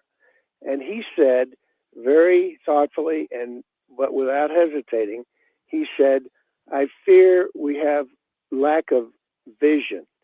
And that's very thoughtful and insightful because I think we as Americans and our role at the leader of the free world, we have so many pressures put on us that we are pressured into doing a lot of things that we maybe on reflection and more time would not necessarily do. But that's just the rush of history. So it's an interesting thing. But the guy is certainly great, and the more times you can get him back, I think he's a very thoughtful person. You got a deal. Thank you, sir. Be safe. Thank you. Now we'll try Mark. Mark and Aurora. Same Mark. Mark, you're on the show. Good afternoon. Pete, I won't blame the board guy because I've known so many of them personally, but I probably pushed the wrong button. Well, maybe I did. It doesn't matter. Hey, yes. Carolyn Kennedy did last April. I pulled up the article. She organized her whole family in a video saying that the way to save the country was reelect Joe Biden.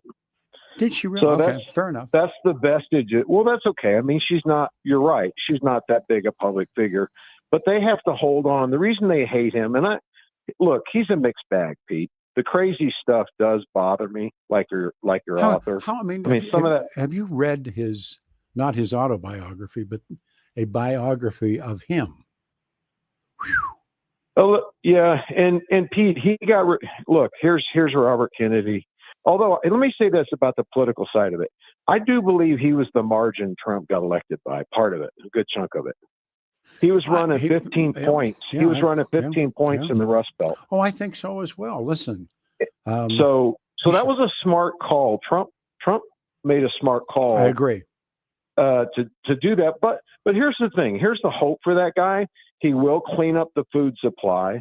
Hopefully he'll bring in doctors. I think you've seen this Ann Gillian on TV a lot. Yes. I think he's going to bring her, or I would if I was him, as the health instructor for the country schools to get physical ed needs to get back into school. Look at these kids, Pete. One thing is they can run a computer, but they can't run the block. One thing is for sure. This is an epoch. If this is a tipping point, something historians talk about, it's something's going to change, and it's either going to change this way or that way, but it's going to change. This is, Joe Biden. Pete, I'll give you a quick. All right, go ahead. I'll give you a quick tease on another subject for another day. That's really fun because my mother-in-law is from Chicago in the 30s. She's in the entertainment business with all the Callaway, all the people that ran the circuit, and she made me read that book, by Saul Alinsky. Oh, she didn't make me read the book. Yeah, she didn't make me read the book because the book had been out for a long time. A long time. She made me read the book because there was a trinity of communists: Vern Jarrett, Frank Marshall Davis, probably Obama's real father, and Saul Alinsky. Agreed. And they organized the meat packers of Chicago. Sure. I mean, and they got elected. Mayor Washington is the first communist of a city, and Valerie Jarrett was his neighbor. Who married his son. When you go back and read the McCarthy hearings, a lot of prominent people were Trotskyist and Marxist and in the CPUSA, and it was almost like the right thing to do, the popular thing to do. And this this was up before the invasion of Poland in 1939, September 1st. And then they start to try and get out. Remember, the great moment is Lucille Ball. Her grandfather was a Trotskyist in Minnesota, and she used to go to the meetings. She was right. And here's the thing, Pete. We'd had such a love affair with socialism. Well, and we did. These groups of people like Valerie Jarrett, I believe, I don't know who told Joe every day what to do. I know who delivered the message, Valerie Jarrett. Well, and that's why she worked in Obama's basement the last 4 years. Yeah, but in the end, it was. But what I'm saying to you, if you look at the 1930s, after the Great Depression begins, the intellectuals, the Frankfurt School literally leaves Germany. They're being chased out by the Nazis. Where do they go? Columbia. When they get to Columbia University, and they've been in Columbia knee deep since then. And you can see these guys. I mean, you know who they are, but they're also now, the Democratic Party has it, and it has a lot of the socialist workers stuff is wrapped up in themselves. Oh, yeah. AOC's assembled. She's an idiot. She's a buffoon, but she knows her communist rhetoric. But it got Harris beat, and we end it there. Yeah. I got to jump. Thank you. What a show. It would take an hour and a half to read the nice, pleasant text messaging that Adam and I received. My family's here sitting in the studio with us this morning, and that's way cool. So everybody, look, take care of yourselves. I may or may not be here next Wednesday. I don't know. Next Wednesday. Listen to me. Next Saturday. But then the following Saturday, I think we got one of those bombshell shows. Do you think they're mad now? Wait for that one. You did a good job, pal. Thanks, everybody. See ya. Be safe. Take care of yourselves.